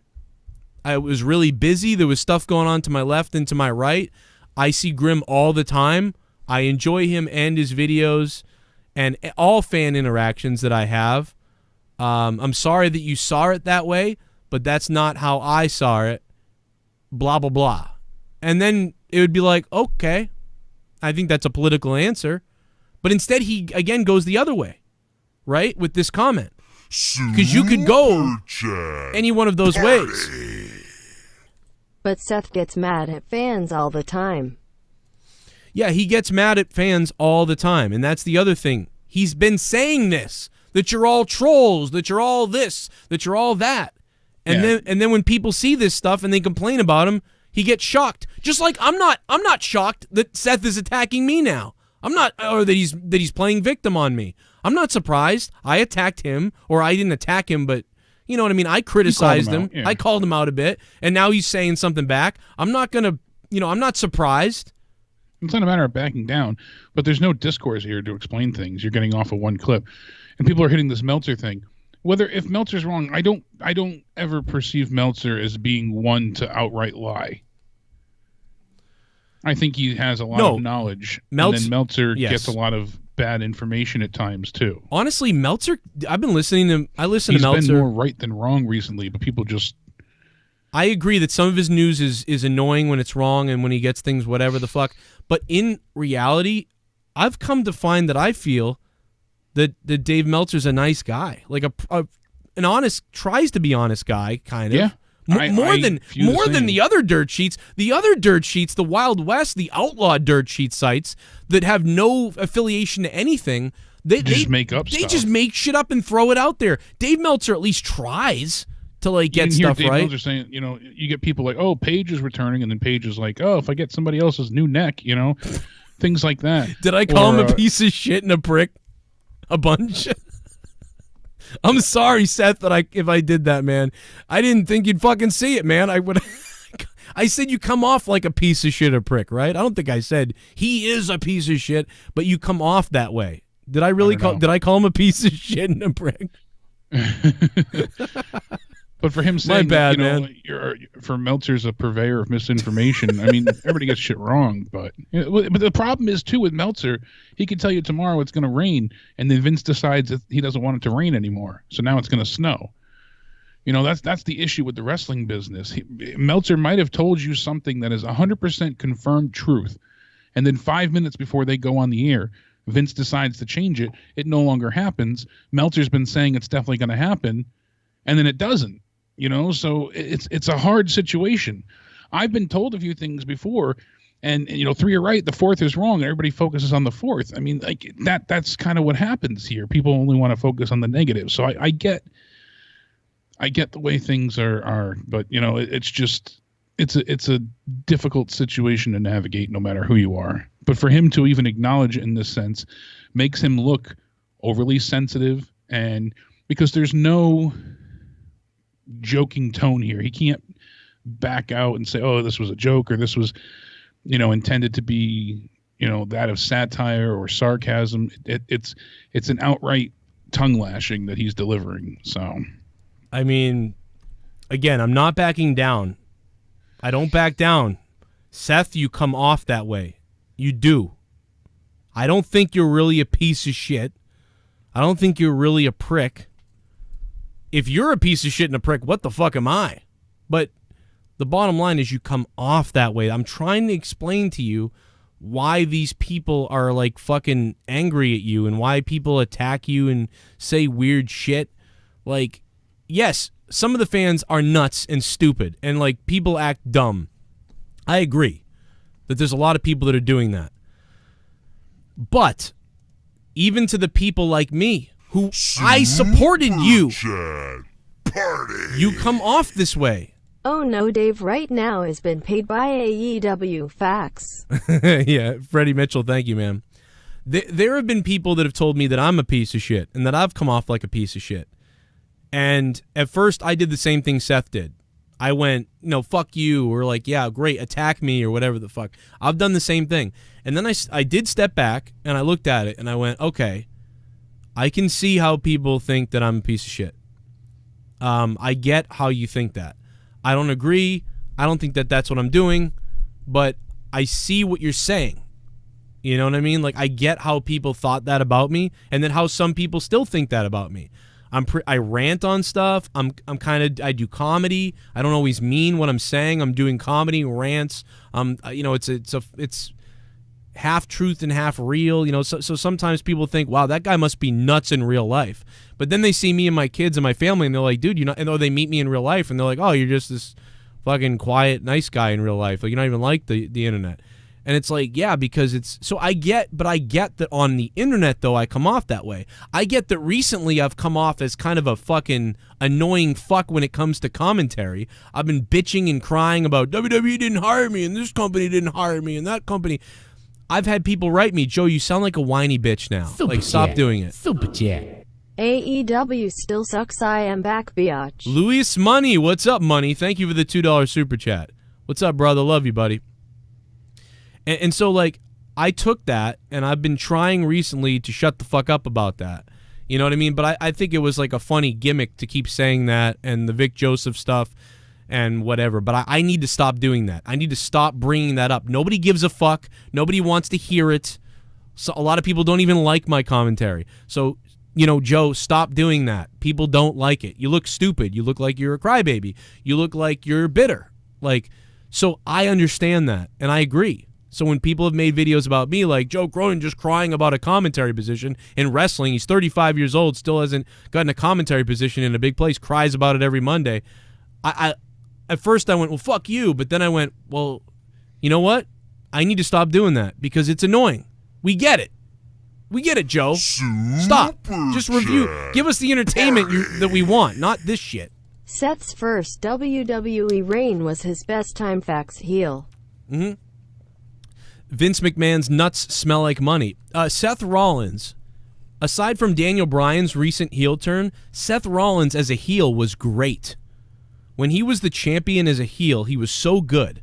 I don't know what it is, but as a face, he is he's becoming very cringy. I don't understand exactly why. And by the way, I think most of this isn't Seth's fault. Like, I've said this week in and week out. It's not even really Seth's fault, a lot of this. A lot of this is how he's booked and what he says on the mic and how he's booked and how he looks on the booking. And then he goes on social media and does what he does there, and then that hurts him. And it's all rolling up into Bret Hart 1996. Here we go, I'm about to get it, man. Here we go, about to get it, man. Here we go. Here we go. Here we go. Oh, no. Seth Rollins gets criticized by fans, then he tries to burn down California in anger. Oh, my God. Sanderson Vivo, thank you for the $5. Thanks, ma'am. Yeah, California, you guys got to be careful out there. Get the water ready. Get, like, fireproof, like, stone walls and shit around your houses because it's going to get really bad out there. If it gets dry this spring and summer, Aaron Brown in the chat just made a list of everybody who hates me. Jim Cornette hates Joe. Bully Ray hates Joe. Ryback hates Joe. JT Dunn. Now Rollins. Does anyone in wrestling like Joe? Yes, a lot of people like me, but we just talk about the ones that hate me. I don't blame Rollins at all for snapping at me. I don't even blame him. I think he should snap at me if he saw that video. He's defending himself. I am not mad at him at all. I think I totally get why he tweeted that. Why wouldn't he? He saw my video, man. If I call him a prick and a shit in that video, absolutely expect him to snap on me. I get it. I'm surprised I'm not blocked, to be honest. Maybe he heard that part in the video and he was like, oh, I won't give it to him. I like Seth. I'm not backing down. I meant what I said. It's what I see. It's what all of you saw. That's why people are booing him. But I like him. And I think he's being done bullshit wrong by the company. And I don't think he's helping himself on Twitter and some of these other things. It is what it is. One of the top wrestlers in the company. But he's buried, just like they ruin everybody. Jake, anything else you want to say about Monday Night Raw tonight? We talked briefly about the Viking Raiders and the Polo Boys. They need to stop facing enhancement talent like this now. Their after-match promo was kind of ridiculous. I get what they were going for, that's kind of the theme of the night. How many times have I had to say that? I get what they're going for. It just didn't work. It didn't land, didn't hit, and was just poorly thought out. That encapsulates Raw entirely. That saying epitomizes the Raw script. They tried, they failed, sadly, at least in my eyes. To hear, the Viking Raiders say, enjoy your trophy, boys, is ridiculous. I can't. They should be pissed. They should be agitated. Not, oh, you survived because we let you. I'm sorry. I'm laughing at the Dave Meltzer tweet. It's the Saudi triple that got Seth he pissed. tweeted back? No, I'm just laughing at the. He writes, Seth, yeah. And lastly, Dave Meltzer, I can picture him pointing while dictating to his phone. Jesus He's got Christ! that finger out. And lastly, if you give me this Seth, this is the Seth I like. And lastly, Dave Meltzer, fuck you.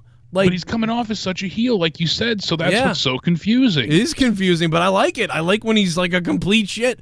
Like, dude, this is the Seth I like. This is what I'm talking about. Hearing him say, Grim, you knew what you were doing by bringing that pic to me, makes it sound like he brought a picture of Seth's, Yeah, like he said, like, oh, do we even watch it? You know what I mean? Or his mother's, I took, I don't know, something really horrendous. Yeah, you knew what you were doing. Come to mind. What do you mean he knew what he was doing? What do you mean you knew what you were doing? Yowie Wowie on it, and he made a joke. Oh, somebody in a mask wrote this on. Like, I don't see how that's trolling or Seth feel insulting people at all. Will like him. Yeah, make Seth a non-scripted heel. That's what set him off. How does that set you off?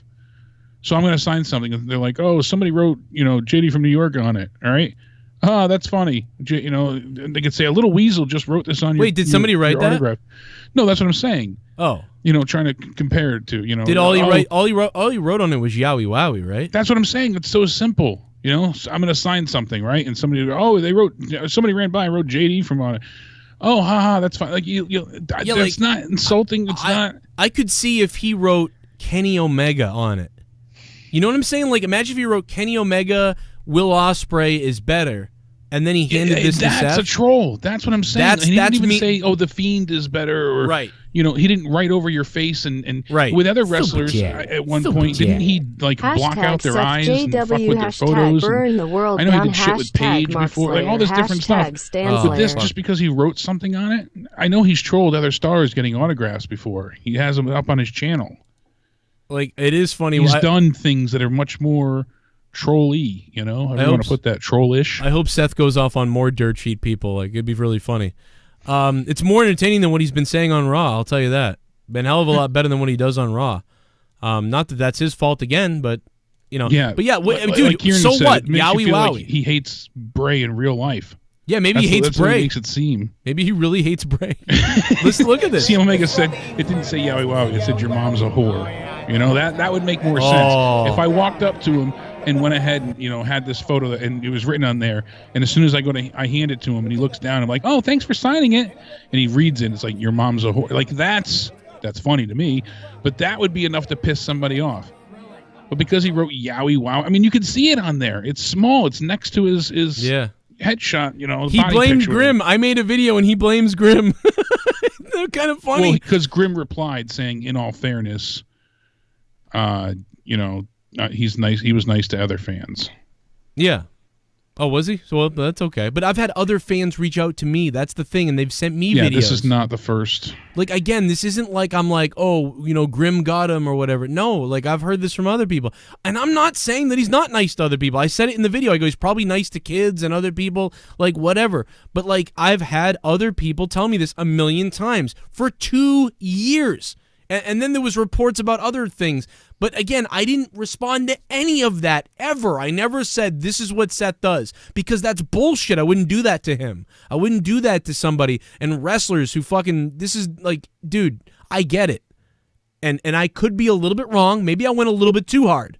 But I saw this video. I see how he's acting. I see why people don't like him. But to his face, they'll like him. Some of these people will go up and get their shit signed and be like, I love you, Seth. And then, like, later they'll be like, oh, he's kind of, like, sucks now. You know, like, people are weird like that. They do that with me. They come in my chat. They say, I love you, Joe. What's up, everybody? Yeah. Then they go to someone else's chat and they go, Joe's a fucking asshole. Yeah, they're nice to your face. And then a second later, they want you to get swatted again. You know? Yeah, it's people do that. I get it. It's, again...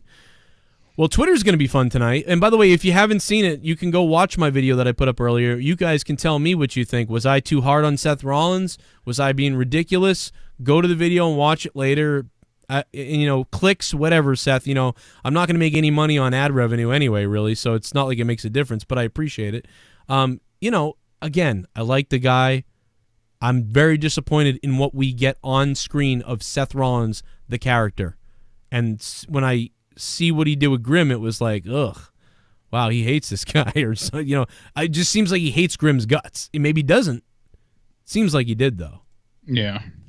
You know, I did tweet him. I said, man, sorry if it came off that way. Doesn't mean you are. You were cool to me back in ROH one night, and he was in ROH a long time ago. Like, he was cool, and I don't know what to tell you, but I'm looking at what I'm seeing right now. Wow, he really went after Meltzer. By the way, I do appreciate that Seth Rollins went after Meltzer, because you know what? Had he not done that, I would be the top tweet on his Twitter thing where he's attacking my video and me. So I think Seth Rollins did me a solid by then tweeting after that, going after Meltzer. so because now the heat's on Meltzer, because that's the thing that's getting really retweeted. So, yes, go after Meltzer now. And just leave little old Joe Cronin alone, who has 3 kids to take care of and a YouTube channel. Okay, so this has been funny, and there's a lot of stuff to talk about. And Fade to Black, great comment, by the way. And Fade to Black is, without him saying that, we wouldn't have known that Seth saw the whole video. So, yeah. Then Callum Keith told Seth to call the show tonight. Seth, if you want to call the show, man, and you want to be Colby or you want to be Tyler Black or somebody else, go ahead. feel free to call the show if you want to say something to me, Seth Rollins, and you're listening, which I doubt you are, because why would you? But feel free to call me. We'll talk about it. 339-226-6610. I'm a scumbag on YouTube. You're a great wrestler who makes a lot of money. I barely can pay the bills. So, you are better. I will admit that. So you call the show knowing that you're better, and you will probably make a good point. So let's do it. But if not, that's cool. Jake, final thoughts from you on Monday Night Raw. Really quick, I'm just laughing at some of the replies to the Meltzer thing. Sure. They're like, so Stone Cold has no balls? Is that why he put over Meltzer? And then they say, Donald Trumping, talking about, attacking wrestling journalists. Yes, it's ballsy, but it's a surefire sign of an insecure dude who needs to take a few months of downtime to ask where all his heat went. Wow. That is brutally honest. It just makes him seem petty. It's the tweets that we get all the time of, oh, check my bank account. Those kind of responses that people are sick of. So, and listen, yes, that makes him come off heelish. I'm not sick of that. The check my bank account stuff and all that other things. Like, people attack him and then he responds. I don't know what, and I get that people are like, oh, that's a really terrible thing to say. Yeah, well, who gives a fuck? Like, if he wants to tweet at people and who shit on him, fuck it. But he does come off as a heel. I don't mind it if he tweets at people, check my bank account, or, you want to get fucked up. But again, you come off as a bad guy. I'm not saying I don't like that. I actually like when you shit on people on Twitter who come after you. But you're making yourself more of a bad guy. So you're going to now get more booed. And then there's a fan out there who might be a fan of Will Ospreay and Seth Rollins. And now he might take Will Ospreay's side and be like, well, Seth's kind of a dick. And you're forcing that in there. And I get that you're reacting. I know it feels to Seth like, so what? I can be attacked, but I can't snap back? What am I supposed to do? Everyone's attacking me all over the place. I snap back and I'm a dick? Fuck this. He must feel frustrated. I would too. That's bullshit. I can't attack back. But it's like, all that stuff, you can attack back, but all that stuff is going to lead to you being healed. Now, if that's his goal, and we're all marks right now, we're all getting fucking marked right now, and we're getting worked towards this big heel turn that he's going to have, and this is him churning the fucking butter, then this is fucking brilliant. If this is them churning the butter on us for this big heel run that Seth is going to have, then this is genius. Hats off to them if that's what they're doing. But if if they're not doing that, they're fucking blind. I don't think they are. I really don't. I don't foresee it being built that way. Then Jesus. Yeah, I genuinely don't. That's just my opinion on it, and what does that matter? But honestly, it doesn't seem that way. Yeah, and sadly, somebody tweeted at the end of the day, we just want the best for you. Listen, if I'm Seth, I would say, fuck you. You don't need to tell me how to be or whatever. But I that's my point. Someone says, no offense, Joe, but this is why you always do shit on guys. Then they call you out for it and you try to play buddy-buddy with them. I'm not trying to play buddy-buddy. I literally just told you on my show. You acted like a dick. Yeah, I'm not. You acted rude for, this isn't the first time. And it's happened time and time again. Doesn't mean we don't like you as a person, but it looks bad with your interactions with fans and having this be a repeat process. It was something worth mentioning. That's what it comes down to. And now what you're going to get is some of the fans of my show who are like trying to suck up to Seth because he responded to me like, Joe, this is what you do. But they never said anything bad to me before. It's like, come on, bro. I stand by what I said. Seth comes off as a prick and a shithead. Many times he does. And I said it in the video that I like Seth. And that I've liked Seth. So there's no bullshitting going around with me. I meant what I said. I said what I said. The video won't be deleted or something. It's up for everyone to look at. I meant what I said. And I'll tell Seth that to his face, that I mean what I said. But I also meant what I said when I said in the video that I liked the guy. And that I liked him. And that I thought he was the best member of the Shield. I thought Dean was the most well-rounded. And I thought Seth was the best wrestling. Reminded me of Triple H, Shawn Michaels. So I wanted Seth to come up. Said it a million times. It's in the video. And it's in several of my other videos. I have nothing to hide from. That's all laid out for you. Was I a little harsh maybe? Okay, maybe I was. But you know what? That's how he comes off.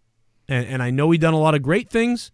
And a lot of nice things. And he's not, in 90% of the time, he's probably a really cool guy. But this is the stuff that makes people think that you're a dick. And plain and simple. I don't know what else to tell you. I'm just being honest with what I'm seeing. I don't care. Seth might block me. Then I'm blocked by a guy that I like for the most part. Whatever. I'll take the bullet for being honest for what I see. I'm not trying to make a sensational video and get all these clicks and become famous off bashing Seth Rollins. That's not what I want to do. Everybody knows this. Everybody has said this. Whether it's any other wrestling show ever. Everybody. Almost everybody, except for like Loogie or somebody who like, I love WWE. It's the best thing ever. They gave me free passes. You know, that's why I'm not invited to shit. You know what I mean? They gave me shit too. You know, why do you think Road Dogg has me muted now? You know, they tried to, here you go, Joe. We love you. Oh, but Joe gave an honest review, so fucking we're mad at you now. We thought we could buy you. I appreciate what you did. But anyway, it is what it is. Whatever. I'll be commentating in a bingo hall, Seth. Don't worry about it. What do I know? What do I know? I only said the ratings were going to crash like this 5 years ago. I only said what I said about everything else 5 years ago, 6 years ago, 7 years ago, 3 years ago. We've only been calling this shit for fucking 7 or 8 years now, watching it trend downward and downward, telling you why.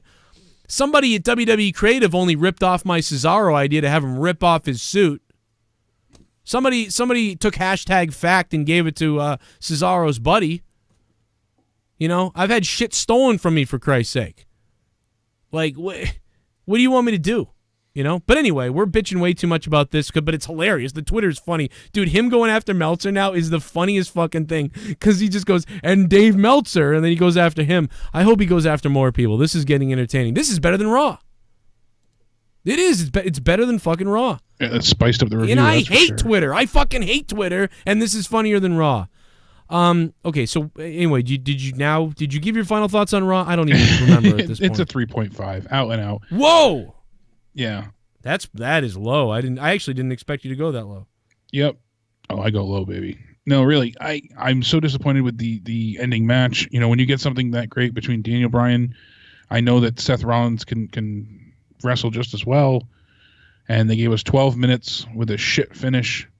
No time for an overrun, so you know it has to be a quick rush-in, and we get to see all the jobbers come out and attack the full NXT most of the NXT roster, and it just, the live crowd didn't give a crap for the match.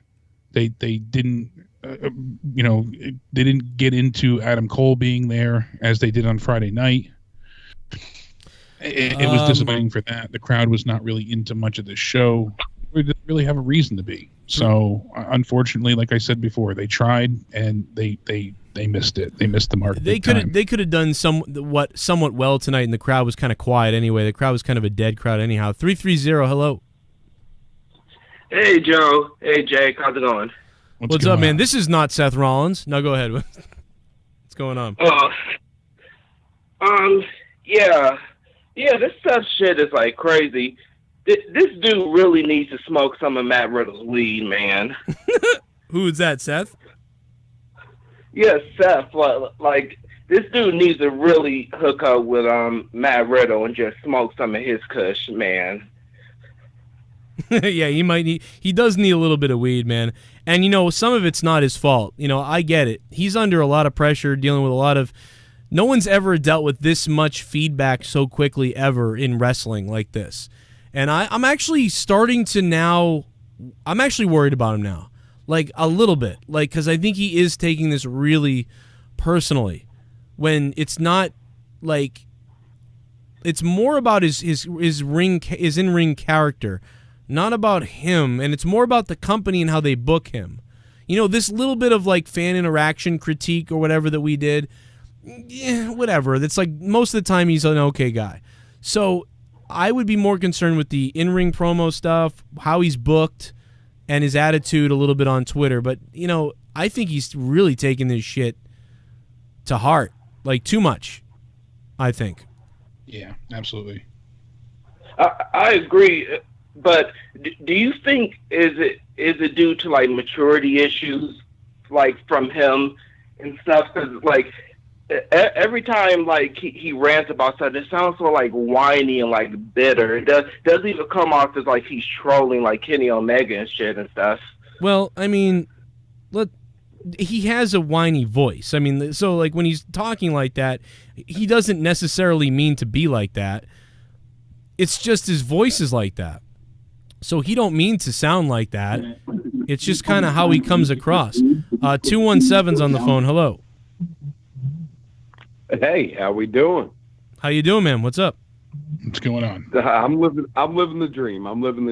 I just wanted to have a little say so about the Grimm's video.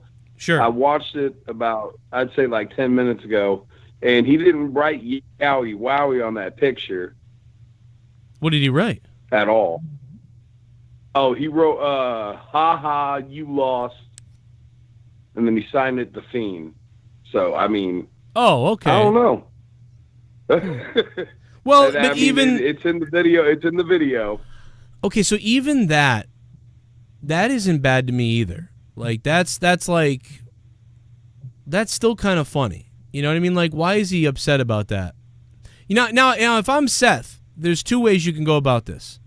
You can either say, like, yeah, that's real funny, man. Like, but you know what's going to be really funny is when I do get my hands on him sometime, like, and I'm going to blah, blah, blah, whatever the fuck. Anyway, whatever. But he's really angry. He's actually angry about it. But the other thing he could have done, here's the other thing he could have done. He could have grabbed Grimm's Toy Show and been like, you think this is funny? I'll knock your teeth down your throat and pretend you're the Fiend, and I'll send you back with an autograph, you know, and blah, blah, blah. But he's a face, so he can't do that. So instead he tweens. He like irritably like signs this thing, and he acts like a tweener, like, yeah, cool, haha, fuck you, whatever. Like, you know what I mean? That's the thing. Like, he doesn't need to do that. And I don't need to tell people how to act. I don't give a shit. You can act whatever way you want. But again, he still comes off that way. Right? You're right. You're right. I mean, I like that.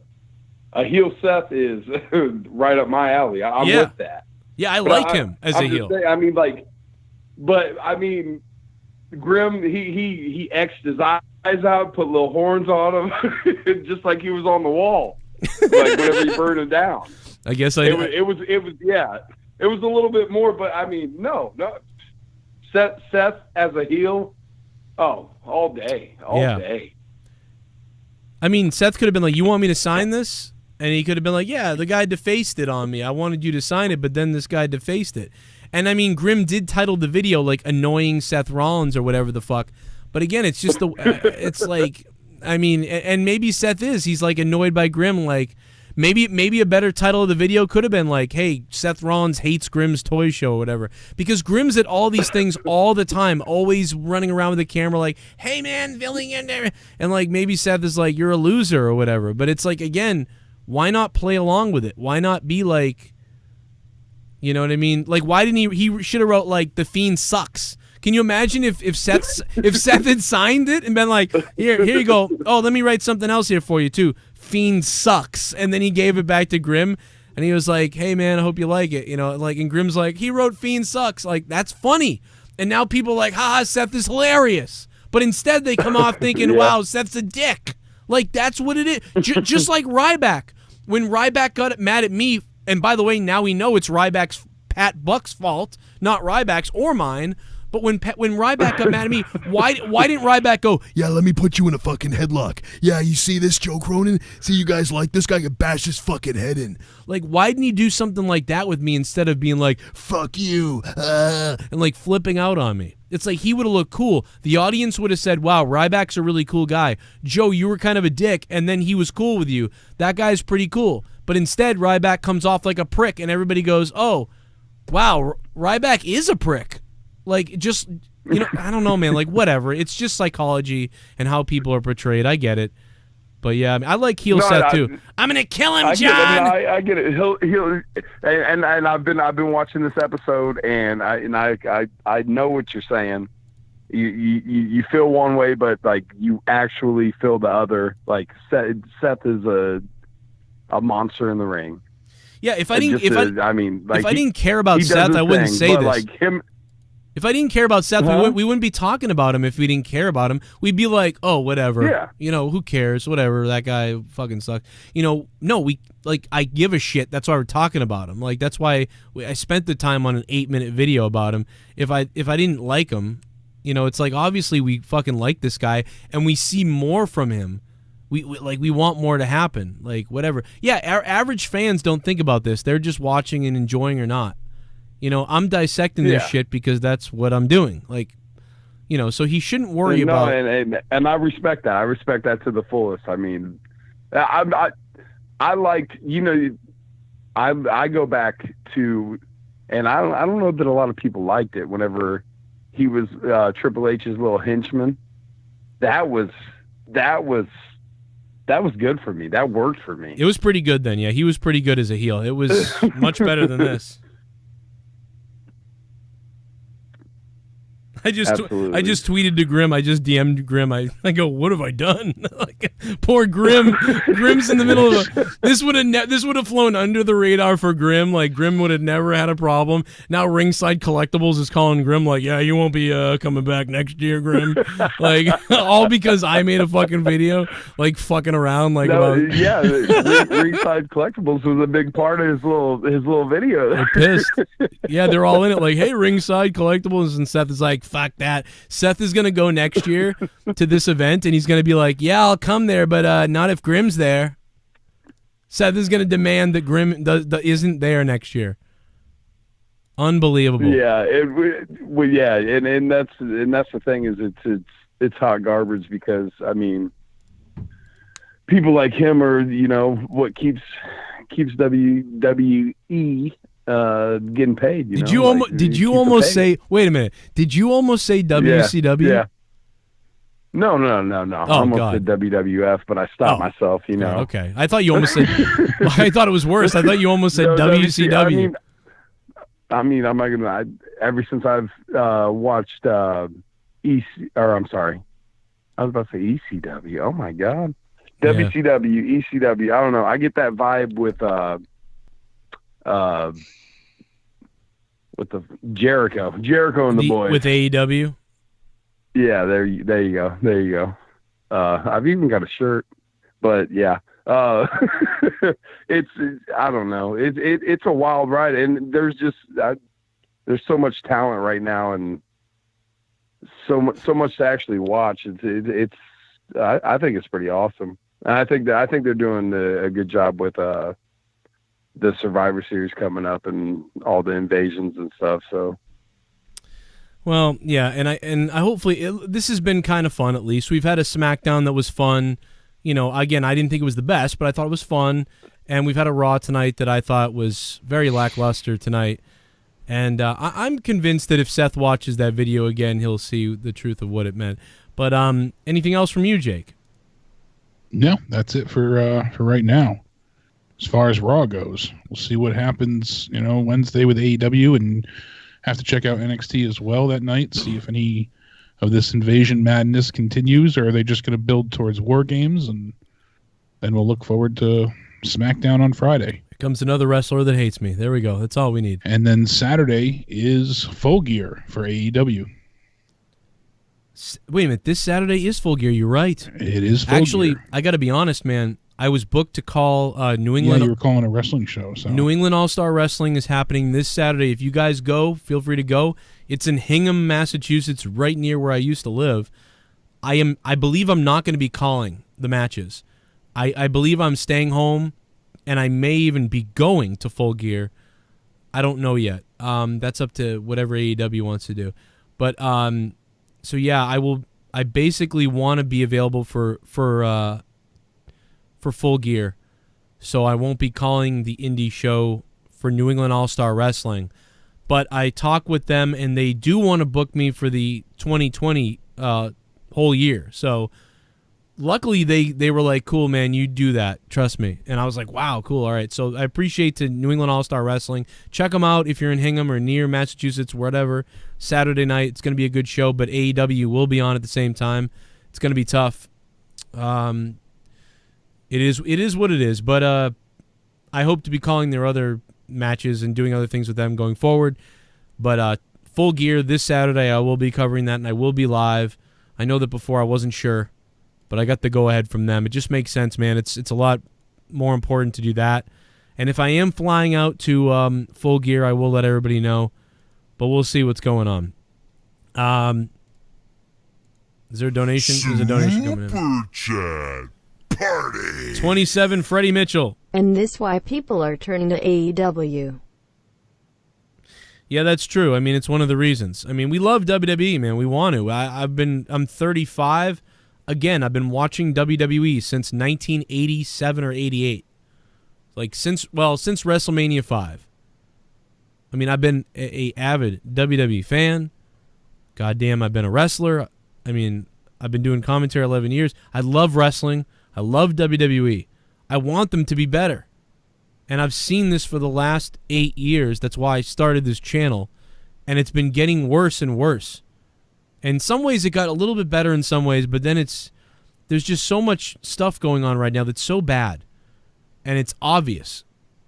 And, you know, AEW is not perfect either. But they've been better. To me, no doubt about it. About to get it, Here man. comes Here we go. About to more. get it, man. Okay. Here we go. Here we go. Here we go. Oh, no. Sounds like someone needs a pad. Seth just needs to calm down. No one wants to hate him. Well, at least he doesn't hate Grimm, he says. Labrient Bridges, thank you for the $5. And you might be right. You might be right. I think he'll be okay. I think Seth will be okay. You know, he's a top guy in the WWE. He's gonna be all right. Grimm is sucking his balls though. Yes, brother, I was just busting balls with you. I'm a huge fan. So is my brother. Thanks for the tweet. I'm glad you don't hate me.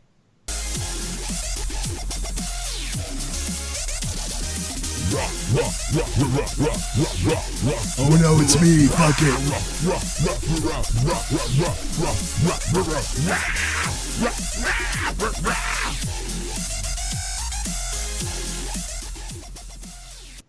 If Grimm would have came up to me with that stupid photo, I would have immediately hit greetings from Acebury Park on him. Great show, guys. Bam Bam 190. Thank you. Yeah, I mean, that could have been the other way to go, is to just slap the shit out of Grimm and just be like, yeah, man, it's funny what you did. Well, I'm like, just fucking, who's the guy, what was his name? The guy that slapped the shit out of the reporter in the ear back in the day? Just muffed him. What the fuck was his name? Was it Dr. Death? It wasn't Dr. Death. It was it Steve Williams? No, it was, What else we got? Oh, a little bit of the bubbly. That's it. I would have done it too. Bubbly? Look at this stuff. Oh, a little bit of the bubbly. That's it. Just getting here. Was Roy's snore good? Or nah?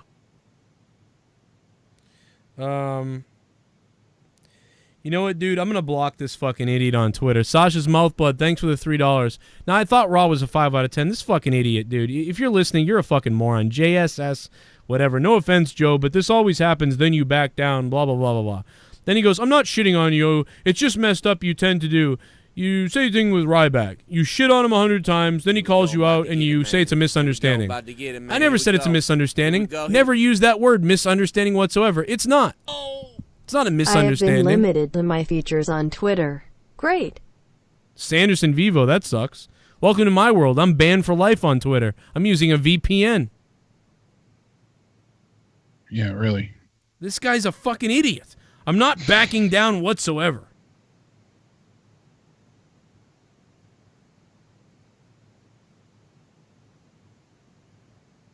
Fucking not listening to the show, you idiot. See, now you're getting me pissed off, you fucking. I'll just block your ass because you're an idiot. I at least had a video where I provided the evidence of what I thought, man. Motherfucking idiot cocksucker on Twitter. I am going to retweet your tweet so people just shit on you, you fuck. Wow.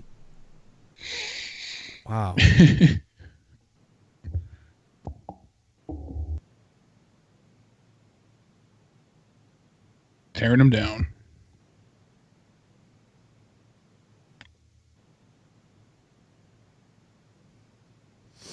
Fucking stupid, man. Just dumb people, man. I'm not backing down. It's fun to say. I know it's like cute to you to say, oh, you're backing down just like you do with Ryback. I didn't back down with Ryback. I literally walked up to him, shook his hand, tried to apologize to him. And guess what? I was right, you fucking asshole retard, because Pat Buck, according to Ryback, was stealing money from him, and he probably is the one who told me that Ryback wanted $2,000. So I was right, you fucking numbskull asshat. So I didn't back down. But when somebody comes to my face and says, why are you shitting on me? And then I say, here's why, but I'm sorry you're mad about it. I'm sorry, I like you, but here's what I'm saying. It's not backing down. It's called, what do you want me to do, attack the guy? Punch him in the throat? No, I didn't say I wanted to fight you. And then when they came to me, oh, back down. I don't back down. This ain't no back down Janela, back down Cronin. Just like I didn't back off of Joey Janela. I tried to explain the joke to the guy, and I will keep doing that. I will explain what I'm saying over and over again. Do you want me to fight Seth Rollins? That's different. I'm not backing down. In the video, I said I like Seth Rollins, so how could I back down when in the video I said I like him, but in this video, he's a prick? So you, my friend, have the fucking IQ of a goddamn three-headed fucking frog, you piece of shit idiot. All right, you talk about turning the frogs gay, Alex Jones? You're turning your fucking family tardo, okay? Dipshit JS fucking 994. What kind of Twitter name is that anyway? Fucking JS 994. Your name just suck. That's what it stands for. Just suck. And you're a big red dot as a fucking icon. I've been watching you for months, and all you say is dumb shit. You're a big red ball of shit. You're a big red ball. You look like Mars. You're a big red ball. You look like Mars because you love planets so much. You love Mercury. You love Saturn. You love Mars. You love every fucking planet up there. But the only planet that your mother knows about is Uranus because she fisted you when you were... All right. I'm sorry. Anyway, let's move on. But the bottom line is you're a fucking idiot, and I retweeted your tweet to show people how stupid the fuck you are. I am not backing down. I'm not backing down now. I won't back down later. Now, ever. I won't do it. I won't do it. I never back down. The reason why I don't have WWE fucking tickets anymore and anything else is because I don't back down. I am real as fuck, and I've proven it time and time again. How many more times do I have to prove it? Do I have to find you, Colby Lopez? Let's go! Let's settle this! I will show you what's real! I will show you what's real! I'll come out of retirement, and I'll put my 5'10" body in the ring, and in front of Vince Kennedy McMahon himself, I will make Seth Rollins my bitch! Live on Monday Night Raw! You just call me up, and I'll take the flight, and we'll do this in the ring! I'm older than you too, Seth, by a couple of years. Throw some respect on your elders when you say their names, like mine, the guy that WWE Creatives took a couple of ideas from, who's sitting here calling wrestling at bingo halls where you're flying on jets, woo, worrying about what people are saying on Twitter. All right, you black-haired, noodle-haired fuck. My name is Joe Cronin. If that pisses you off, I'm sorry. Deal with it. I will curb stomp you.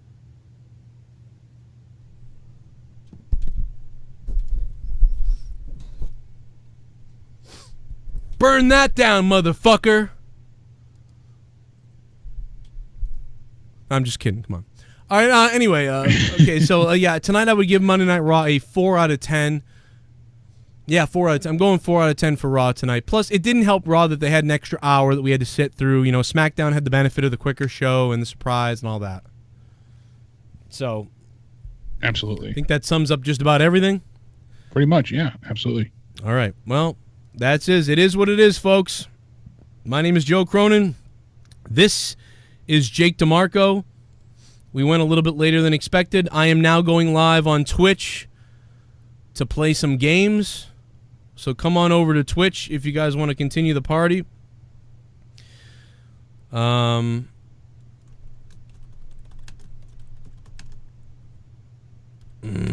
That's it. That's all I got to say, man. I'm out of fucking breath. God damn it. With that promo, who wouldn't be? I don't even know what I just said. I like Seth Rollins. I mean, like, it's not a back down. It's here's what I'm criticizing about him, but I do like him. but I'm criticizing him. You can do both. You know that, right? You can literally criticize the shit out of someone and then still like them. Apparently you can't. Apparently you can't. Apparently I'm supposed to like fight the guy or something like that. So there's the promo for you. Just play that promo to him. Send him that promo. I'll see him on Raw. I was trained by one of the fucking Viking Raiders. I'll kick the shit out of you. No, I'm just kidding. But no, it's just, it is what it is. Goodbye, everybody. We'll see you on Twitch. We're going live there right now on Twitch. The link is down below. Thanks to everybody who donated tonight. Thank you so much for that. I very much appreciate that. And thanks for listening to my annoying ass for the last 10 minutes here. Jason Tarr, $35, largest donation of the stream. Thank you so much to Jason Tarr. He's going to take home that JCS Digital Championship. And if you guys have not seen Hulk Hogan vs. Nakamura on my channel, it's up. And it is good. The story's there for you. If you haven't seen it, a couple days ago it was uploaded. Hulkamania was running wild on Nakamura's ass in that one, and it was good. Again, live, twitch.tv/Joe Cronin JCS. Just went live. Come over there, hang out with us, and have a good time. Good night. Joe, if you're listening, you stupid. I bet you. I bet you I am listening, Jim Cornette, you four-eyed fuck. Joe, if you're listening, you stupid fuck. He looks like one of those guys from Long Island that wants to be a white rapper, but he's 30-something years old, lives in his parents' basement with the droopy cap and the whatever, but he thinks he's Howard Stern, and he's got a cool way of talking in the microphone, and he's a shock jock or whatever, and somehow or another he accumulates followers on Twitter. It's fucking pathetic. So please, nobody listen to anything involving a guy named Joe Cronin, because it's just so fucking sad.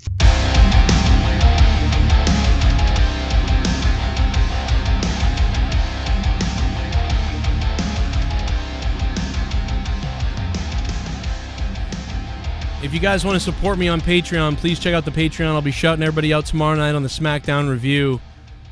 Patreon.com/Joe Cronin Show. And come on over to Twitch right now and hang out with me.